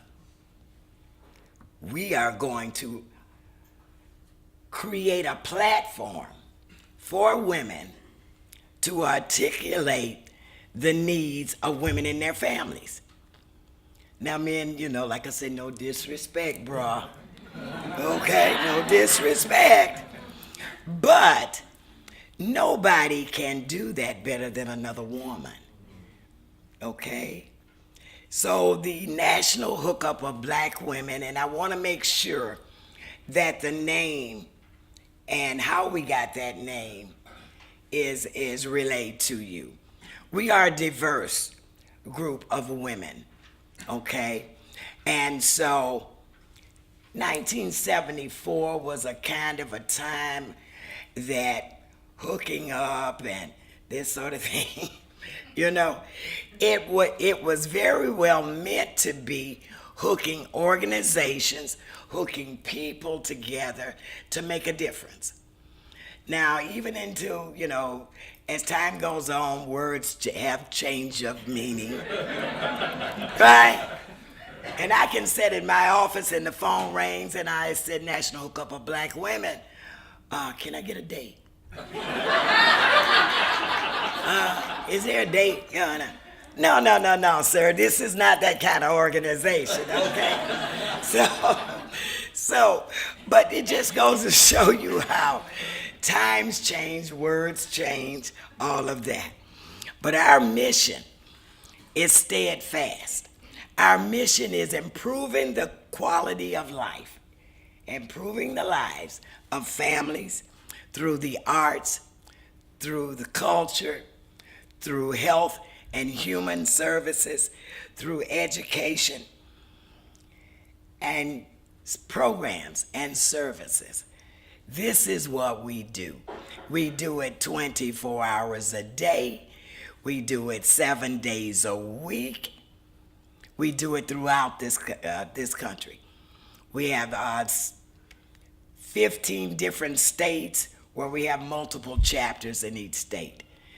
And the state of Hartford, Connecticut could use a chapter, Elena. We'll talk about that offline. We just want to spread our footprint because our main thing is the sustainability of families. We have gotten away, but families are falling apart. We would like to create strong families, or help to create strong families, be able to supply them with a network of tools and resources, because it's the one thing that we do know is that creating strong families creates strong communities. Strong communities create strong cities, and so forth. You see where I'm going with that?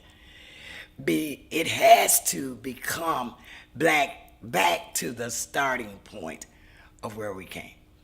Now, I'm from the generation that everything was the family.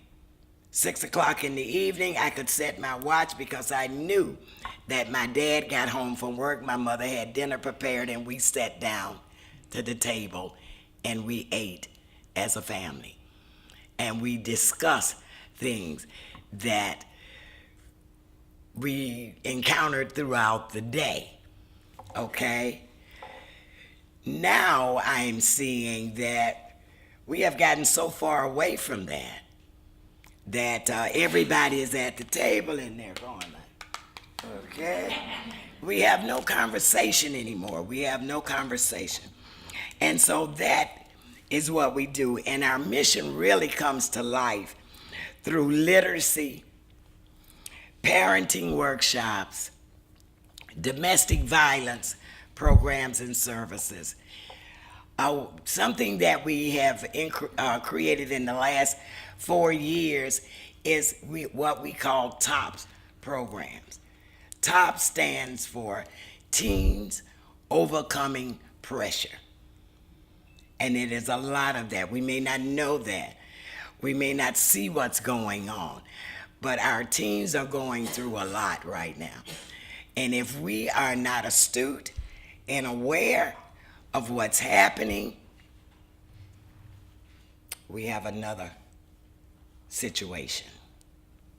And then we sit and try to figure out what we do, how we do, what can be best for our families. So that is what the National Hookup of Black Women is all about. And how I got there is a story within itself. I mentioned a little while earlier that you got two important days in your life. That's one, that the day you were born, and then the day you figure out why. Okay, here's my why. It became so clear to me even with going to college and wanting to be a nurse, nurse was a service area too, and it mainly wrapped itself around the ill. Well, how many of you in here know that the social injustice that's going on in this country, these social ills, that's an ill too. We need to be able to correct that, to help with that. And so service became my passion. If I could, at this particular moment, I'm gonna tell you how passionate I am about this, is that if I could at this moment, I would wash every foot in this room. If I could be of service to you in that way, that is what I would do. Because if at any point that I can make a difference or add to the quality of your life, that's what I'm about. And so that's how I became involved. I saw them doing all kinds of programs and services and giving out scholarships and mentoring programs. And I said, oh, this is what I want to do. This is it for me.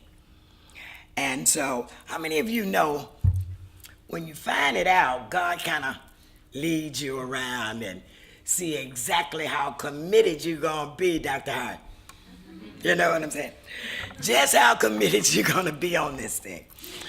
And so I began to just be willing to do, wanting to be of service. And so God said, okay, we'll see about that, young lady. So I began to get involved with organizations. I only wanted organizations that had a purposeful mission behind it. Because sometimes you can just go all out and you're burning your wheels and you're getting nowhere. You're doing nothing at the end of the day. So he led me to an organization called Jacob. And Jacob was a social justice organization. And he taught me, sent me away to training where I learned how to build power. Chris, I built power. Community organizing was my niche. It was in there. Once I knew that if I am at the foot of the river pulling drowning people out, there must be somebody at the head of the river pushing them in. So I wanted to make sure that through my community organizing people and organizing money, that's what it's about, to do those things. I wanted to make sure that I could make an impact and have an impact and create change. That's what I wanted to do. So I thought, okay, now, you know what, this is not too bad. This is not too bad. But, I mean, if you know that God will still test you and push you to your limit. So I began community organizing. I began trying to find, matter of fact, end up in the same room with Barack Obama when he was not the president at that time. But we were from the same cloth of community organizing. And at the time, he was doing his, and we sat across the table at the training tables with iron. So we did that, and now I can't get a seat in the room with Barack. You know that. Something I still haven't learned yet, Chris, but anyway. But anyway, I got there, and I began to fight for my community. The district that I serve is the high risk, it is low income, high crime, heavy drugs. Okay, that is the district. Now, I'm in a city of about 150,000 people. We're the third largest city in the state of Illinois. But my little community, my District 4, is shaped like that. Well, I gotta help. I have got to help. And I've got to organize people to come in and help me to do this. And so we get into that, and we started I guess I was the community agitator, and I figured the way they shut me up, I'm on the outside pushing in, and they thought they could shut me up, ladies, by bringing me to the table. So I'm at the table, and I'm making changes. I am using my voice to make changes. I am organizing power to make changes. And that is what I would implore of you too, ladies, to do that. Find your voice. Stand up. And now, Chris, if I may, believe what you stand for and stand in it. I need to say that one more time. Believe what you stand for and stand in it. And it will come to pass. You will effect change. As our group, the National Hookup of Black Women, we do all of these programs. We collect the data, and we impact public policy. We have gone before Senate commissions and talked about domestic violence. If you ever get an opportunity to read the book Saving Promise, please do. But we have to save, and we have to serve. Serving is the most rewarding piece that I know. It makes so many different changes. It is a way that if you don't do anything else, you will know, and you will get out there and lend your hand to that you can do for your fellow man. So I am so excited that, and if you don't mind, before my time runs out, if you don't mind, just one quick second here, because I love doing this. I love doing this because you're now my family. Hold on, yeah. There we go. Okay, fam, I got you. I have to do that every time. But if I have made any impact, I brought anything to this table, a group of fantastic moderators and speakers, and I want to thank. I would be remiss if I did not thank Elena and the Planning Commission, if I did not thank Elms College. Thank you so much for inviting me. I'd love to come back again at one point because I know you guys are going to be amazing in doing what you do. But please, if you have not had any service in your life, try it. Try it. It is great. Try it. Thank you so much. I love you all. Thank you.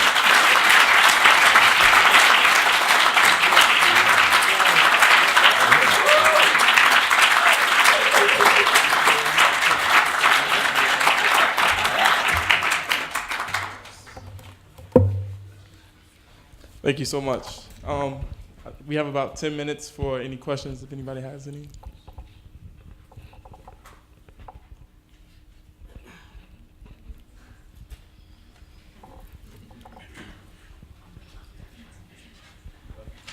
Thank you, Sister Betty. Thank you. We are of the same generation, and I was so moved by your remarks. Here's my question to you. We've lived a long time. We've seen a lot. How do you not get overwhelmed and discouraged?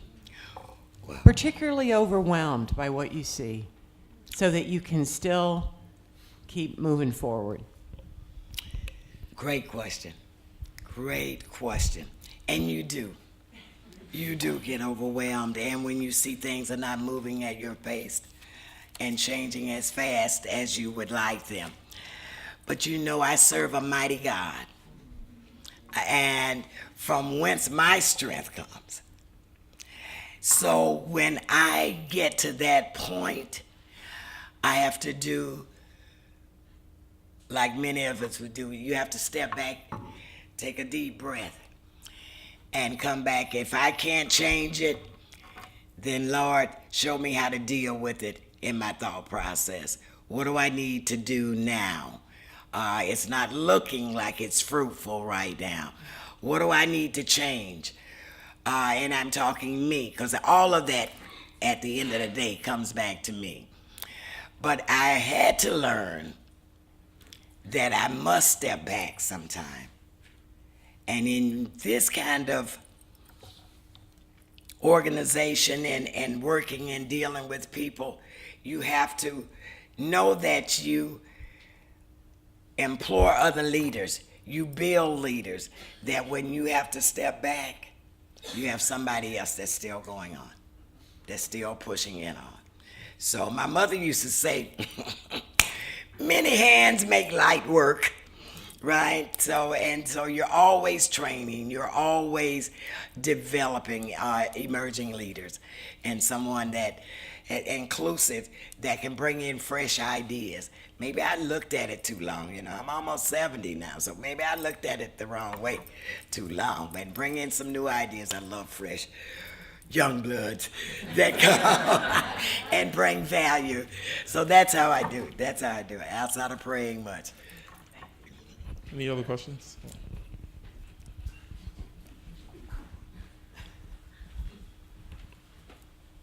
Hi, Betty. So being a female and doing this kind of work in activism, as well as, trying to engage young minds in creating change and finding their voice and finding their advocacy, what they're passionate about. I'm hoping that you can talk a little bit more about the community behind the National Hookup of Black Women and what that looks like, because sometimes when I'm overwhelmed, I lean on, Chris, as we live in the Hartford Catholic Worker, and other people, but the importance of having the strength behind women and our voice and finding that voice together and creating that collective. Wow, amazing question. Absolutely. When you are involved in a room of mostly men, they tend to ignore you. They tend to pretend to go ahead and have their conversations. And like I say, brothers, no disrespect, but you know what you do. Okay. And so they tend to ignore you sometimes, and you feel like, okay, even if I add to the conversation, they're not really paying me any attention. And so what the community looks like of the National Hookup of Black Women and any female organization that I am connected to, we make sure that our voices get heard. We have to first, and a lot of us do, because I know, especially from me, from my era, you didn't have much to say sometimes, you much rather would just sit back and let the conversation go. But as it has progressed and as my activism has progressed, now I begin to speak up. You're gonna see me and you're going to hear me. And that is what I ask all young women that I deal with, is please find that voice and stand in it. It's okay, but you find it. And so the community that we serve, I'll give you a quick example. We just organized a neighborhood council. And on the neighborhood council, you know how you send out and you're asking for members to come. So women came, right? Women came. And we organized ourselves a table of issues. We had problems, we had to cut to the issues. And so now this community of women can stand up, speak up, walk out, and talk about those things that are meaningful to them, and they're being heard. So it's all about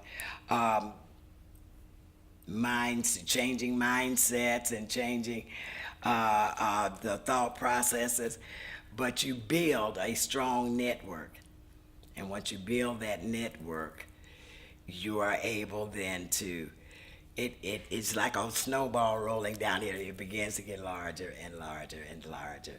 And so we find our spaces and we stand in them. I think we have time for about one more question. I see a hand back there in the back.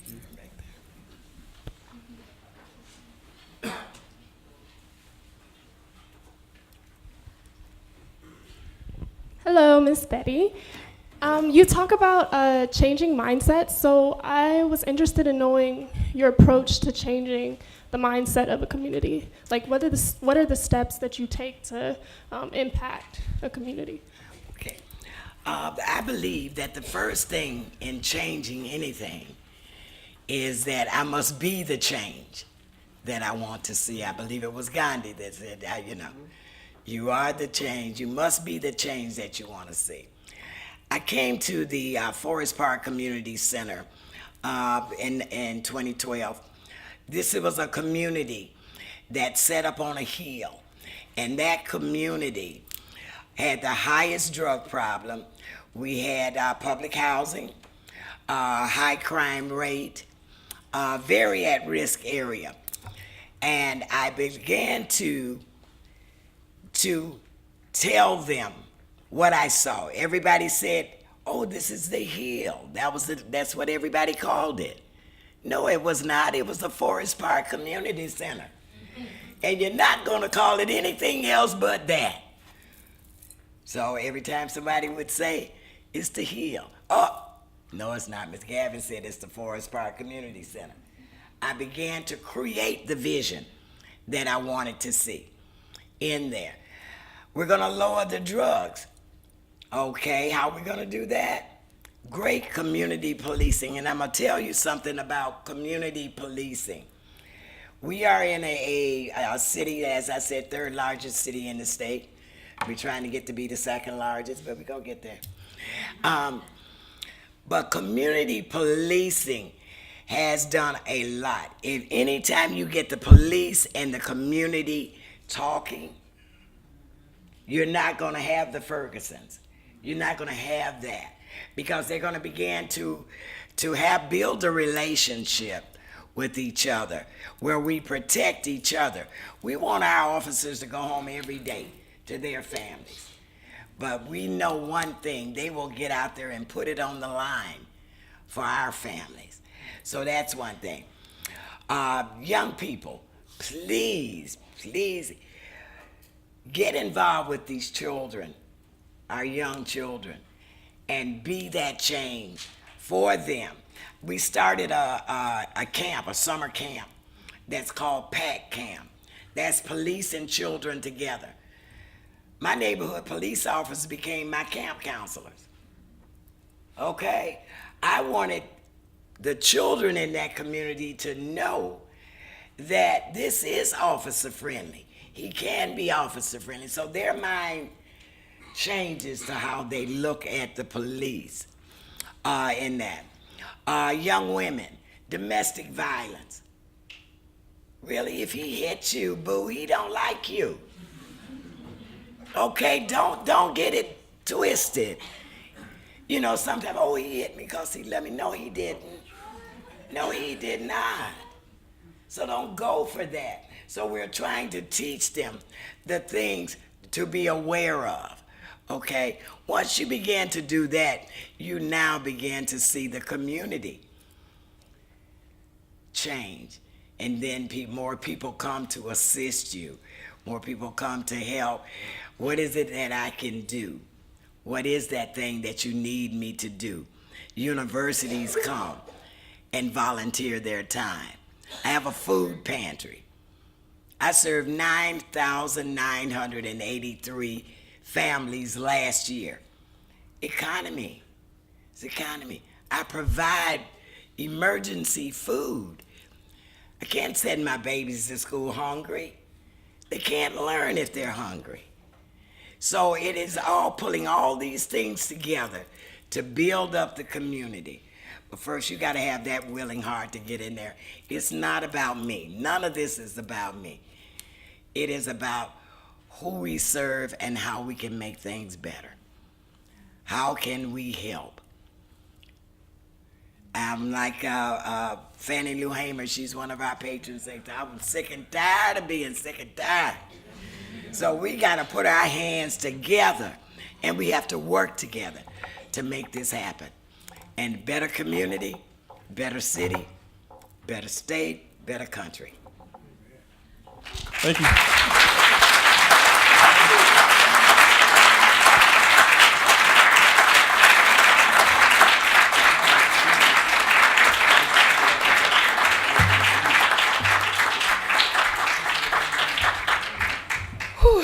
All right. We have one more speaker, and I'm very excited to introduce, well, I'm not introducing, but I'm excited to introduce the student who will introduce somebody I'm very excited to hear from. So up next, I'll invite a true gem to our campus, Sage Giordano, who is an Elms College Blue House Fellow, senior English major, and senior class representative for the Diversity Leadership Council. I'm very excited to honor Sage today.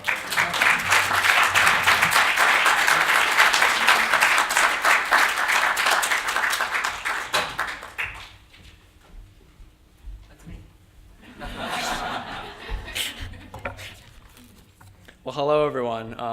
Thank you so much for coming out to this tonight. I mean, it's just been so incredible so far, and I'm really excited to hear from our last speaker, and very honored and delighted to introduce Dr. Joseph Cooper. Dr. Cooper joined the sport management program at the University of Connecticut in August 2013. Prior to joining the faculty at UConn, Dr. Cooper served as an instructor and graduate teaching assistant at the University of Georgia while completing his doctorate. Dr. Cooper's research agenda focuses on the nexus between sport, education, race, and culture, with an emphasis on sport as a catalyst for holistic development and positive changes in society. He is a member of the North American Society for the Sociology of Sport, North American Society for Sport Management, and the American Educational Research Association. Dr. Cooper is also the founder of Collective Uplift, an organization designed to educate, empower, and inspire students across racial and ethnic backgrounds at UConn and the world to maximize their full potential as holistic individuals, both within and beyond athletic contexts. Dr. Cooper's most recent awards include the 2016-2017 Faculty of the Year by the University of Connecticut chapter of the NAACP Image Awards, the 2016 Outstanding Early Career Scholar Award given by the University of Connecticut Neag School of Education, and the 2014-2016 Journal of Issues in Intercollegiate Athletics Article of the Year finalist. Please join me in welcoming Dr. Joseph Cooper.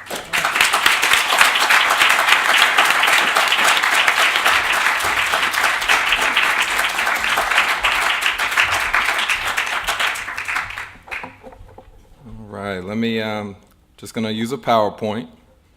Just it'll keep me, my students would be proud of me because they say, Dr. Cooper, if you get up there and there's no PowerPoint, they're gonna be there till midnight. So this will help me stay on track. First, I want to echo the sentiments of my co-panelists and give my esteemed gratitude to Elena, the planning committee, Elms College community broadly. Thank you for inviting us and for organizing this wonderful, wonderful event. I'm sure everyone who is watching now and those who will watch the videos later is inspired and moved. I know I'm inspired and moved. I've learned a tremendous amount already, and I hope I don't disappoint here at the end.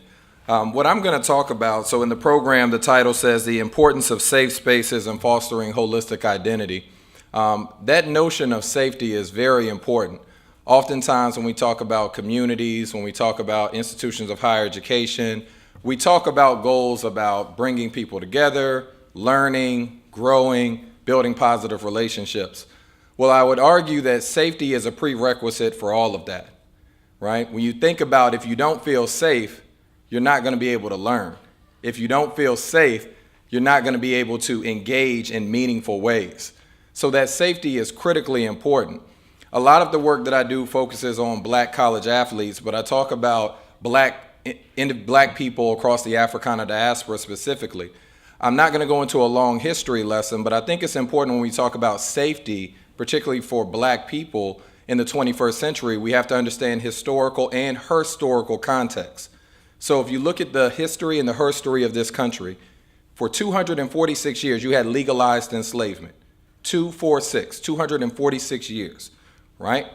As Chris alluded to earlier, even though legalized enslavement ended, for another 99 years, you still had widespread Jim Crow, black codes, Post that time, you had 54 years post the 1964 Civil Rights Act where we've been in the space that we've in. If you do the math, 246 years of legalized enslavement. Mind you, a lot of the wealth building and the capitalism that exists in our society, the institutions, the body of knowledge, all the taken for granted norms that we have embedded were formulated throughout those centuries. So if you count 246 years, and even if you were in a conservative estimate to say 153 years of lack of chattel slavery, that's still a very vast difference. So that context, when we talk about safety and when we have conversations about police brutality, when we have conversations about mental health, when we have conversations about how black bodies are often criminalized, it's important here at Elms College and it's important globally. So what I focus on with my research, I look at black college athletes at historically white institutions as well as at historically black colleges and institutions, historically black colleges and universities. One of the biggest things that I like to highlight in the work that I do is when you look at where do you see high concentrations of black people, right? We definitely see them in our incarceration system. We definitely see them in special education. We see them in entertainment, and we see them in sports. And you have to ask yourself, in a society that has historically and historically marginalized this group, why would there be quote unquote perceived opportunities within this space? So at many of these institutions, the focus is on winning, revenue generation, eligibility. The problems with that is that serves economic benefits and institutional prestige benefits, but it doesn't focus on psychosocial development. It doesn't focus on holistic identity, it doesn't focus on academic achievement, and it doesn't focus on preparation for life after athletics. So when we talk about athletes of color, even at many of the smaller schools across the nation, you'll find a higher percentage of black athletes on football and basketball teams than you will in the general student population. Now, why is that important? The messaging is that we value your athletic prowess, right? We value your physical abilities, which harkens back to slavery, right? But in terms of valuing your educational prowess, valuing your intellectual ability, it's not valued as highly, right? So that messaging and enrollment is important.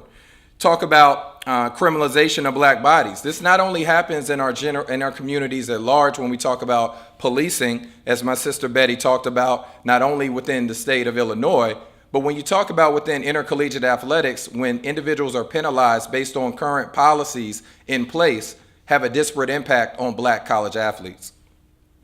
Athletes of color, this is not a new notion to you. Oftentimes you're stigmatized as being dumb jocks, and that's across gender groups. Oftentimes if there's a black student walking on campus at a historically white institution, the first question is, what sport do you play, right?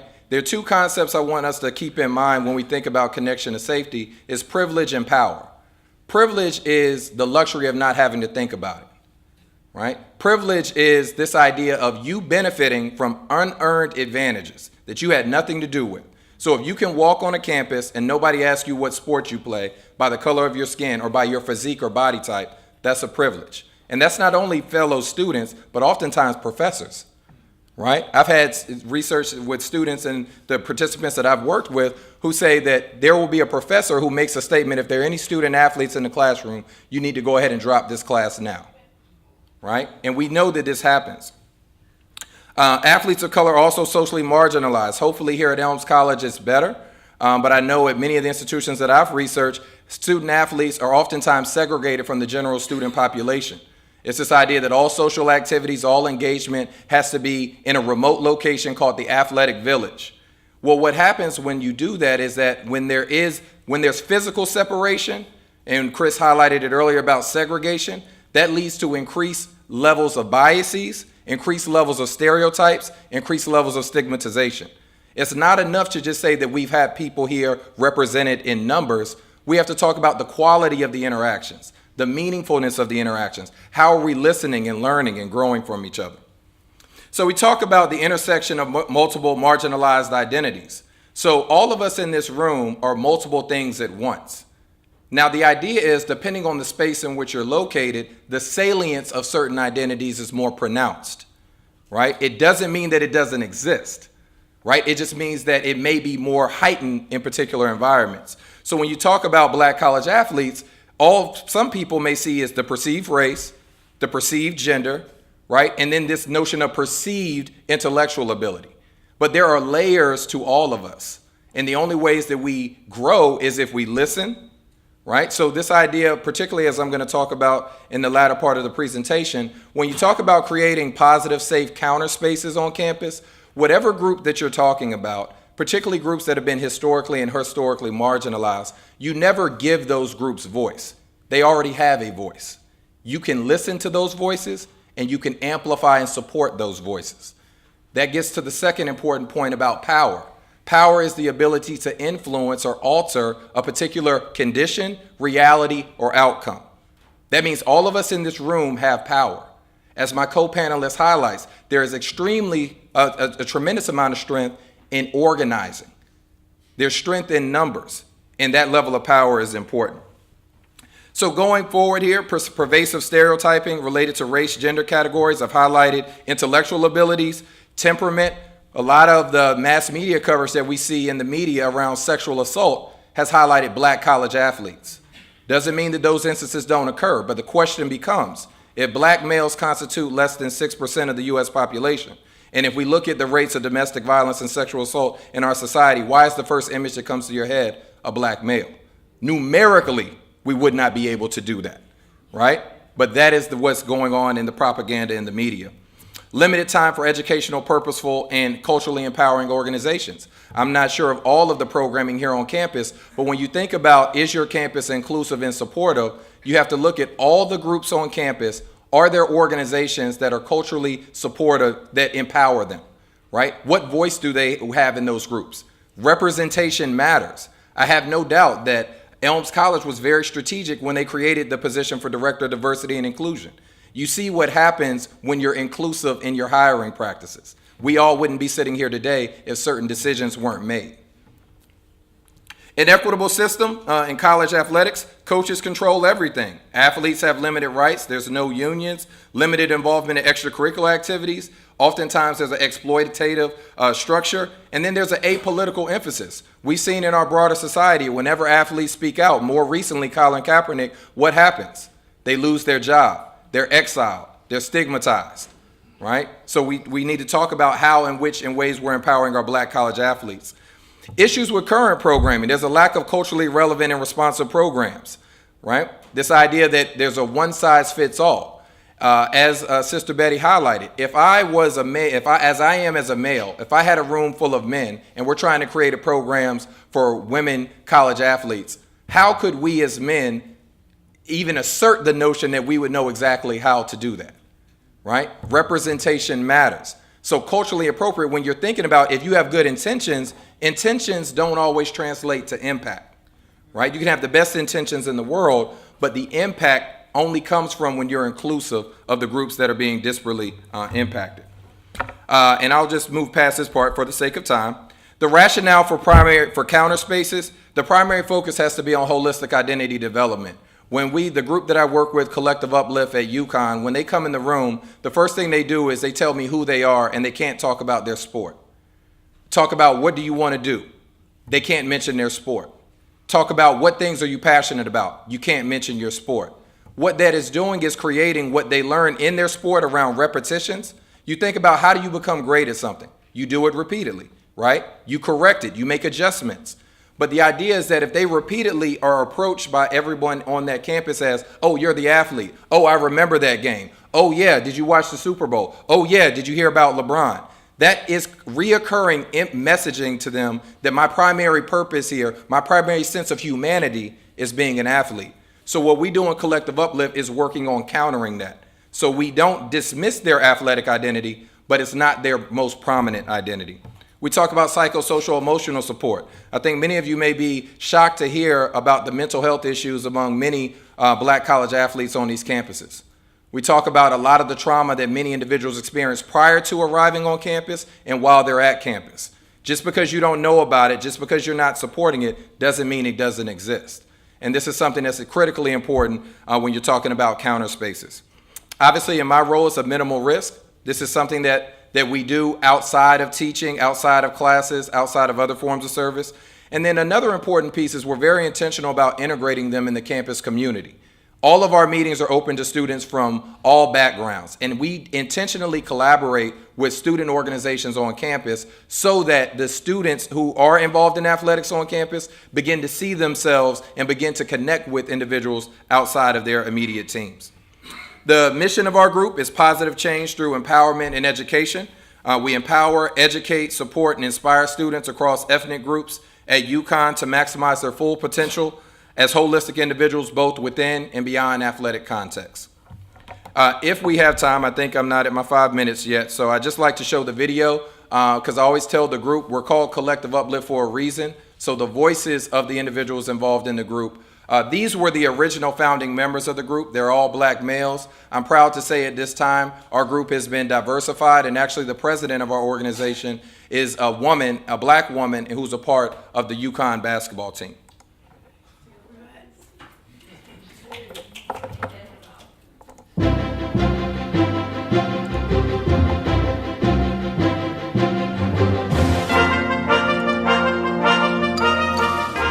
Collective Uplift was created from my research. I do research on black male student athletes' experiences in different post-secondary contexts, including at historically white colleges and universities and historically black colleges and universities. And what I found through my research is many of the black male student athletes experience levels of isolation and even frustration in college because they don't feel like they have a support system aside from athletics. So when athletics is not going very well, they feel like they don't have a sense of purpose at the institution.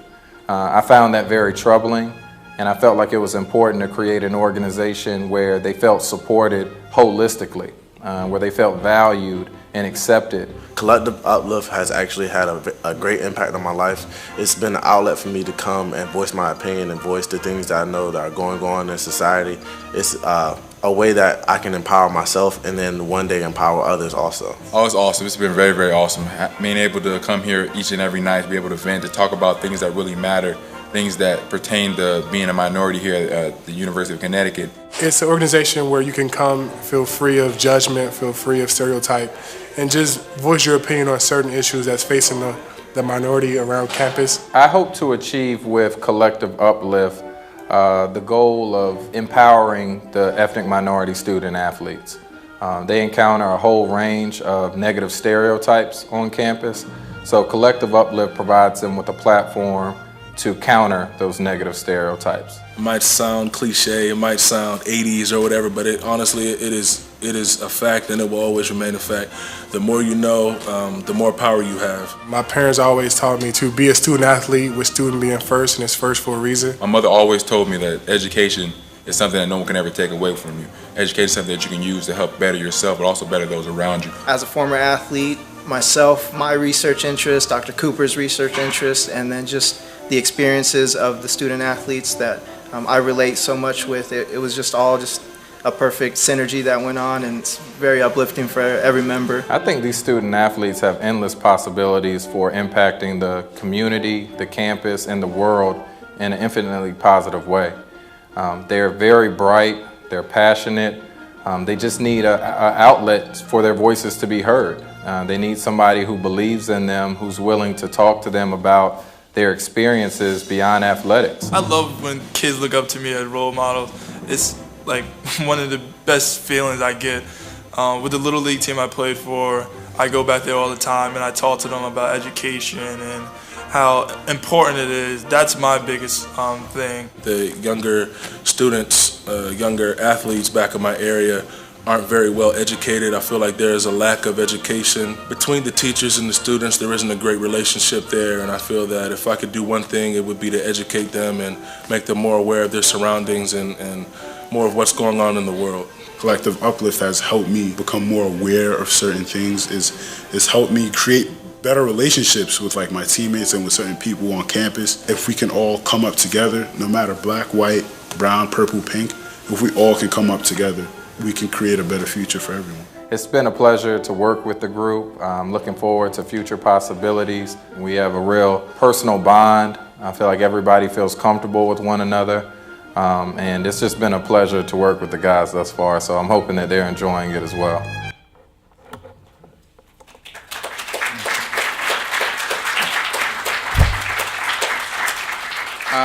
I'll just highlight the final tenets here because I know I'm right at time. We talk about holistic development focus, engaged mentorship, cultural empowerment, sense of belonging. As I mentioned earlier, safety precedes sense of belonging. So we talk about how they feel safe or unsafe on campus and what are ways and mechanisms by which we can address that. You heard a few of the members talk about the importance of community outreach. One of our key mantras is empowered people empower people. So it's this idea that if you are learning and you're growing, you're able to convey that and share that with others. It's not just about you, as Sister Betty talked about. That's why the group is called Collective Uplift. So we'll be able to see the progress that we're making based on the world in which we live in.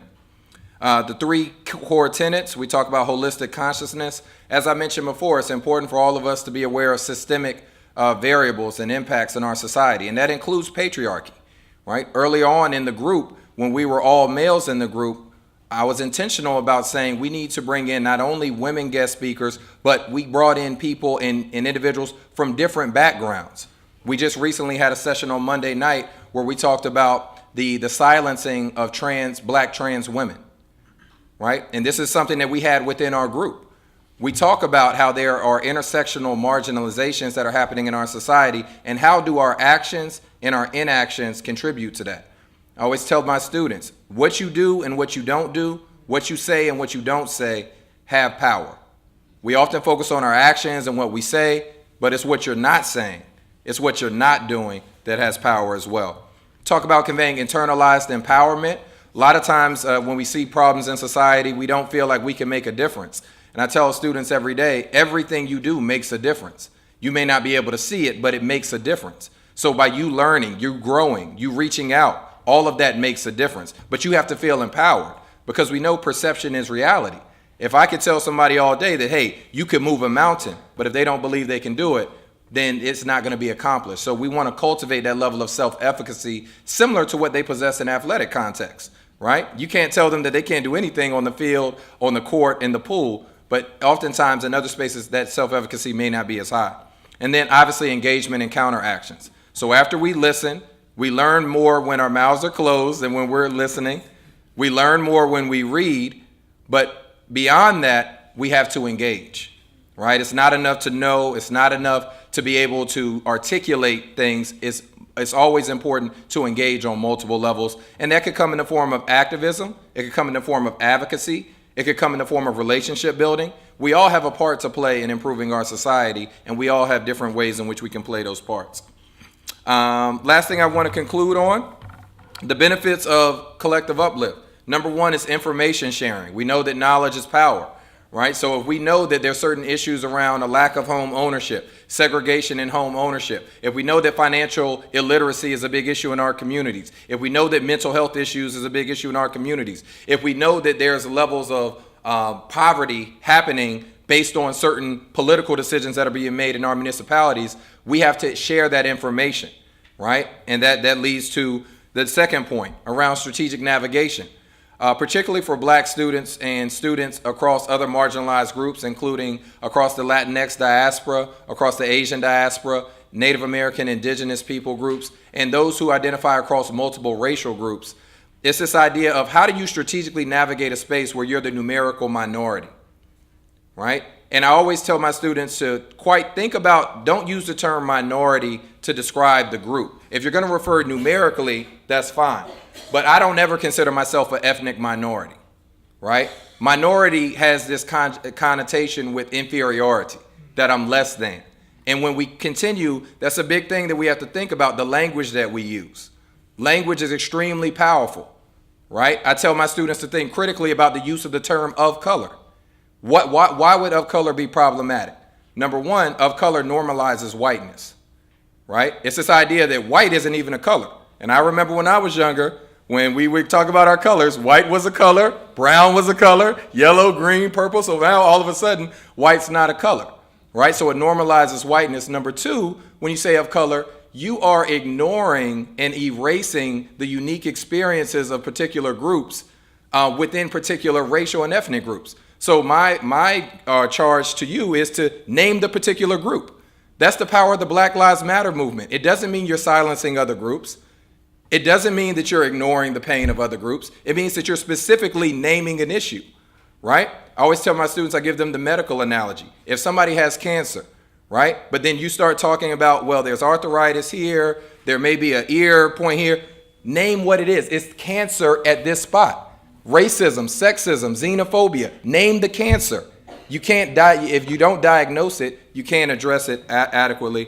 And then you see some of the other bullet points that we focus on. The most important thing, and I hope that all of us and my co-panelists implore upon you, is to engage in perpetual positive energy. As they mentioned, change and growth is extremely difficult. When you think about any change or growth that you've experienced in your life, it's never easy, but it's always worth it. I use the metaphor of converting from a caterpillar to a butterfly. You're transforming into something and transforming our world into something that it hasn't seen before, even though it may be difficult. With positive energy, with commitment and persistence, it's possible. So I want to thank you for your time and look forward to any questions.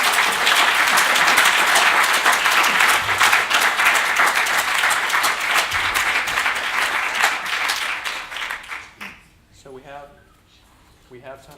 Not this, the other one. We have some time for some questions. I see a hand right there. Awesome. I'm gonna leave that there because you've got your mic.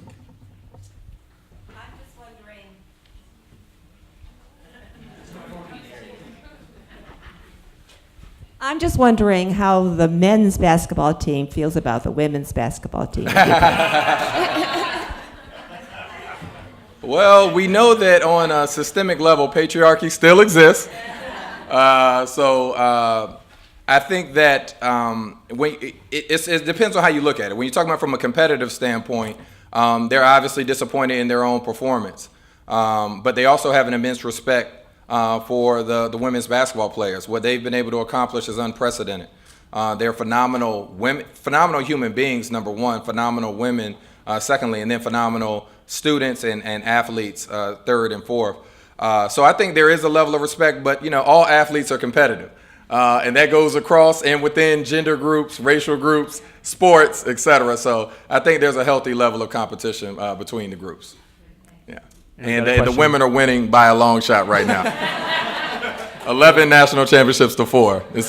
Men got a long way to go. We have a question right here. Hi, Dr. Cooper. My name is Scott Hartley. I teach in the social work department here, and I have a question, but I don't think it's a question that you can answer, and I think it's a question that we all should think about. And that question is, how are we doing in relation to your model, to your talk, the points that you bring up? You brought up some points that are making me feel very uncomfortable and nervous and worried and stuff like that. You mentioned mental health in the black athlete. Elena and I have talked about that as well, and so maybe Elena could talk a little bit. I don't mean to put you on the spot, but how are we doing? I know that there have been some issues over the last couple of years. I don't want to put Joyce on the spot either, and I'm sorry, but maybe we can talk a little bit about that. I'll go briefly, and then I'll let the experts here at Elms speak to it. I always talk to my students, and I'm very hesitant to speak in generalities. I have a sociology background, so that means we study patterns and we study things on a systemic level between different culture groups. But when you say how we're doing, we have to specify who is we. If you mean we as a society, we have a long way to go. If you're talking about we as in specific institutions, there are certain institutions that are doing a better job of it than others. There's an association, a colleague of ours, Dr. Emmett Gill. He has a National Association for Social Workers who work within athletics departments. He's got a role within the athletics department at the University of Texas at Austin. They've been very progressive in terms of providing mental health services for their student athletes. They're also a very large state public land grant institution that has the financial resources to do that. So that's where the notion of collective uplift comes about, is that you may not have all the resources on your campus to serve all the mental health needs of your students, but it's about connecting with other entities around and beyond campus. We know that mental health is a big deal in our community, so I will never say that we're doing well at it, but I do think that it's important to acknowledge certain institutions, certain people. I know Elena mentioned earlier that she meets with several students, faculty, and staff who interact with her, even beyond just their assigned role on campus. And I would say that that's a good thing, right? That they feel comfortable enough that they can go and talk about very sensitive issues and to have those outlets. But I think if we ever get to a point to where we say we're fine, I think that that's problematic. I think we always have to be very vigilant, particularly when it comes to those issues of mental health among all of our students, faculty, staff, and community members as well. I have a question. Do you want to? Okay. To our point at Elms, and then I'll head over whoever is answering.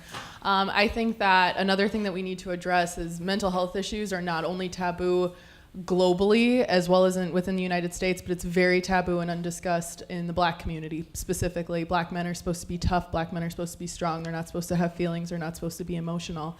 And I think that that's something that is widespread throughout the United States. It's not just an Elms issue, although it is an Elms issue, is that it is on many college campuses, Division I through, junior colleges as well. And so I think that the more services we can continue to provide is going to only better the outcomes, but it's not going to save everybody.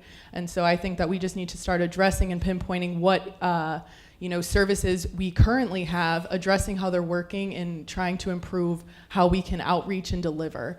Because unless, I get students that come to me all the time and I can walk them to John Cohn's office or I can walk them to the health center, but if they're not even talking to me about what their issues are and me bringing out some of that information, then we're not even bringing the conversation to the table. So I think it's really important for all of us to engage and recognize that, it's not a problem student. It's not a student that's having a particular issue. It is, there's something deeply rooted in what's going on that they're not even willing to talk to you about. So what resources are we going to be able to provide so that they can at least engage?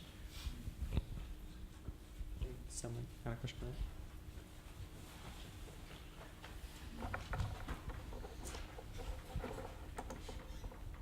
I just wanted to follow up to your question, Scott. In general, when we look at Division I athletics, mental health is a growing issue for Division I athletes, women and men. Mm-hmm. And I can understand particularly why Black male athletes overall.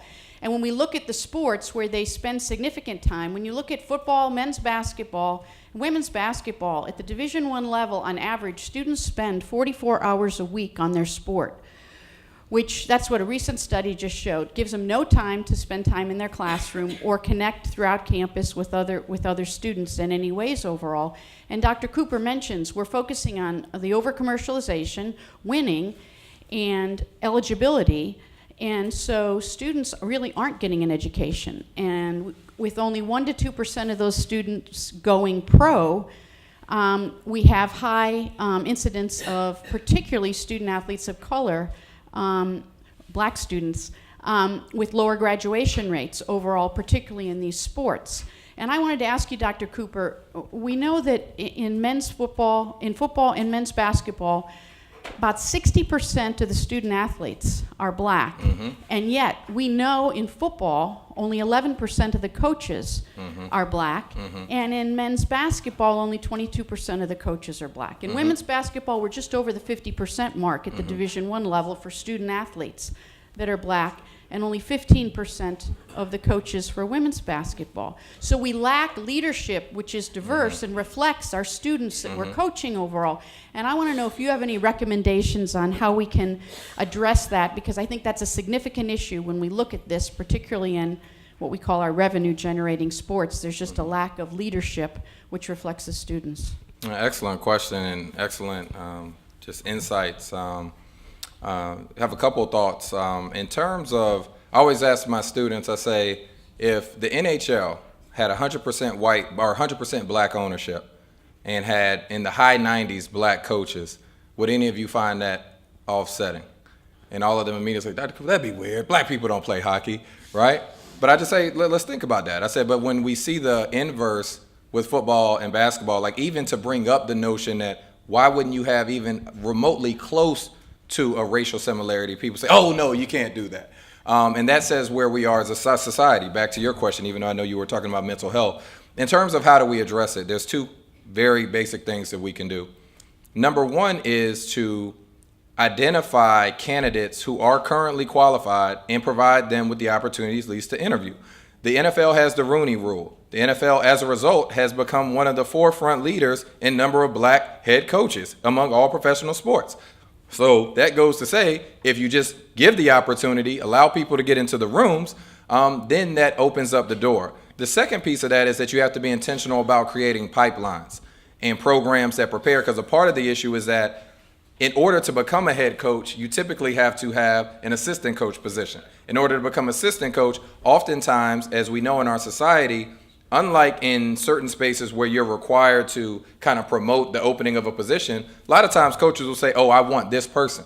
Well, oftentimes we all are susceptible to this notion of attraction similarity. So you're going to get somebody who has similar ideals as you. And that's the problem in the situation there. So I think if you're really serious about it, you'll have an intentional diversity action hiring plan, and that will be working with individuals who have expertise in diversity and inclusion and have been successful at diversifying organizations, not just within sports, but beyond sports. And then the other piece is increasing that pipeline. How often are you encouraging your black college athletes to say, why don't you go into administration? Are you aware of graduate programs? I know the young man here is going to Western Illinois, and I have no doubt that that's not just by happenstance, right? That may have to do with some intentionality and some information sharing that we talked about. The last two things that kind of get to the first part of what you were saying that really stuck out in my mind, we not only need to provide mental health support for the student athletes, but also for the coaches. A lot of times, it's one thing, let's say you have mental health services for an individual, but then they go home and the entire family is unstable mentally. So even if that individual is stable, if they're in an environment where other individuals are unstable, it's going to still be a very problematic situation. So I think we need to talk about mental health across the whole community, and not just focus on, okay, the student athletes are the one having issues. We definitely need targeted services for them. But if they feel, hey, mentally I'm in a good space, but then they go to the coach who has them running at 5 a.m. in the morning till they throw up and calling them all kinds of names that none of us would want anyone calling our children, right? But that's normalized and it's accepted. As long as they win, we don't care, right? So then after that young person graduates or not graduates and they end up engaging in attempts to suicide, we act like, well, how did that happen? What's wrong with them? We don't think about all the symptomatic things that happened prior to that. And then the point about, like you said, a lot of the student athletes aren't receiving a quality education. They're actually being a quality miseducation around what's important in life and what type of supports that we can provide to them. So thank you so much. That was an excellent question. So that's all our time right now. Our panelists will be around for a debriefing afterwards. I'm sure Elena will probably talk more about that. But thank you again, Dr. Joseph Cooper.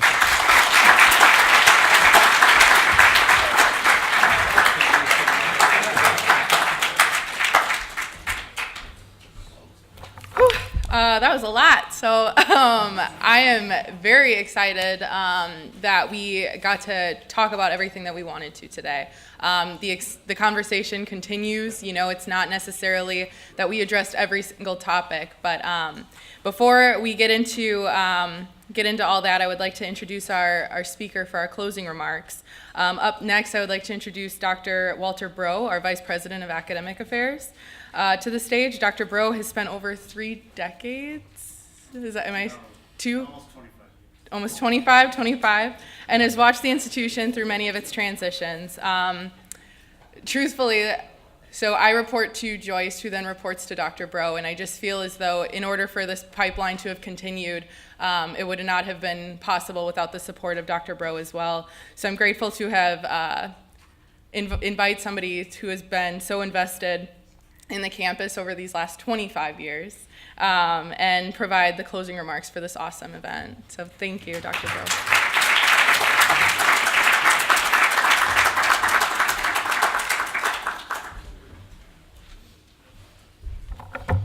Thank you, Elaine. I am honored to have the opportunity to give the closing remarks. And certainly on behalf of Dr. Dumais, who did have to sneak out early, and the entire Elms community, I would like to thank our 4 presenters this afternoon. It truly was a tremendous opportunity to be here. Thank you so much.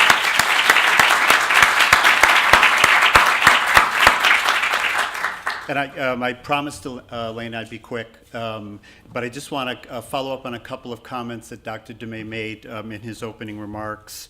I have been here for, I think it's 25 years next year, and have seen much change. We were a women's college when I started here back in the day in the early 90s. But he was speaking of Elms College being the right environment to have this sort of event today, and I do believe that that's true. Even starting with our mission statement and looking at our core values, and looking at, if anyone's noticed in the rotunda in Berkman's Hall, our motto, over the fireplace, Via Veritatis Aligi, I follow the way of truth.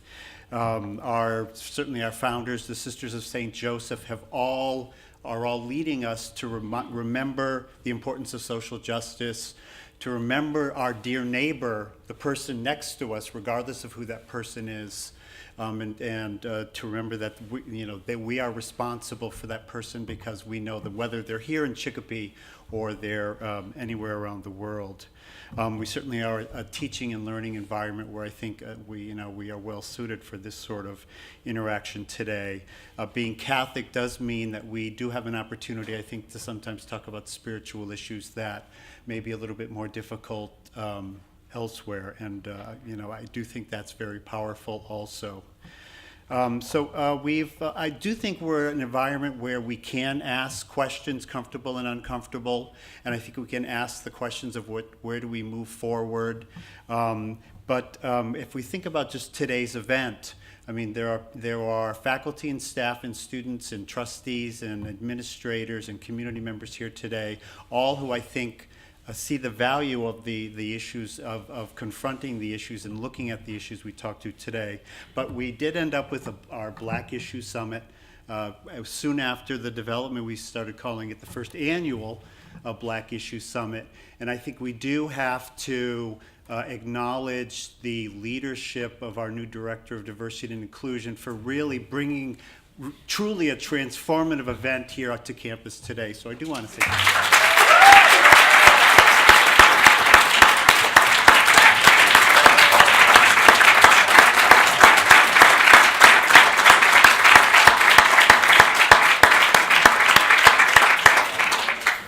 And certainly thanks to the planning committee and others who helped her. But really, we've talked about these issues for a while, and it happened this afternoon, Friday afternoon before a 3-day weekend. We were hoping for a diverse audience writ large, and certainly I think we have that. But just to finish up my comments, and I don't want to paraphrase into quick comments, but when we listened this afternoon to Mr. Ducot talking about the importance of remembering, of keeping these important issues in our consciousness, Dr. Hart reminding us of the importance of being accountable for our neighbor's success, and the need to take on the burden of empowering our neighbors. Councilwoman Gavin she started out by saying, good evening, family. Being part of her family, I think is, it's an honor to be a member of your family, Councilwoman Gavin, and reminding us along with Mr. Ducot about our ability to organize community and organizing power. Certainly Dr. Cooper, saying the importance of every individual feeling safe in the environment that they're in, and then certainly the ability, if you're empowered, to make positive change. So we're here today, the students are here today, the community's here today, and so the question is, well, what do we do now? I mean, so I do think this is not just, this was great, let's start thinking about next year, but in several different ways you were told today, you are the leaders just because you're here today. You're the individuals who can make a difference because you're here today. So that's what I'm looking forward to, is what happens on, Monday's a holiday, what happens on Tuesday, what happens after that, to continue this conversation, because I do think we're well suited and we do have the leadership to help us bring up these issues, confront them, and make sure that if we want a safe, welcoming, and supportive space for every single student, every single individual who comes through the door. If everyone has a voice and feels that they have a voice. And as Scott put it, if we keep asking ourselves, how are we doing here, and then certainly outside of our community, I think we're well suited to try to answer that, always ask that question, and always be moving in that positive direction. But certainly with that, on behalf of Dr. Dumais, thanks once again, and I'll turn it back over to Elena. Thank you.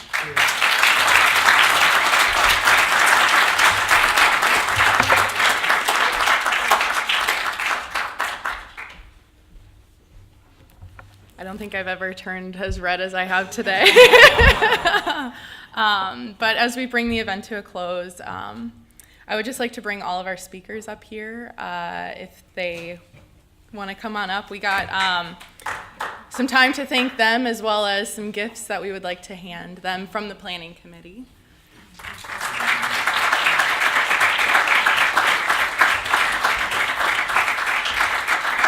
And I'm sorry yours is pink. This is an accident. I know it's gendered, but yours is the pink one. Thank you.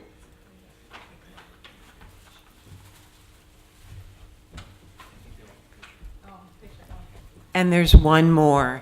Thank you, Elena.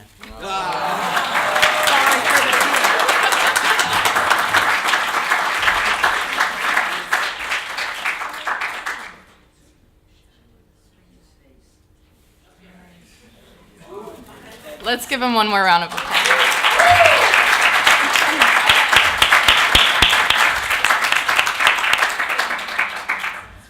At this time, I would also like to take the time to thank all the wonderful people that have contributed to this event. Special thank you to our sponsors. So Student Government Association had contributed to this event, as well as the Division of Academic Affairs, Division of Student Affairs. Thank you to Dr. Joyce Hampton, who is continually advocating and supporting me, and I would not have been able to go through this process without your support. The Sisters of St. Joseph for founding this college on something that is so meaningful and bright and just, and I think that just needs to be said. You know, we would not be able to have had this event if we were not founded on the values of our mission that we currently have.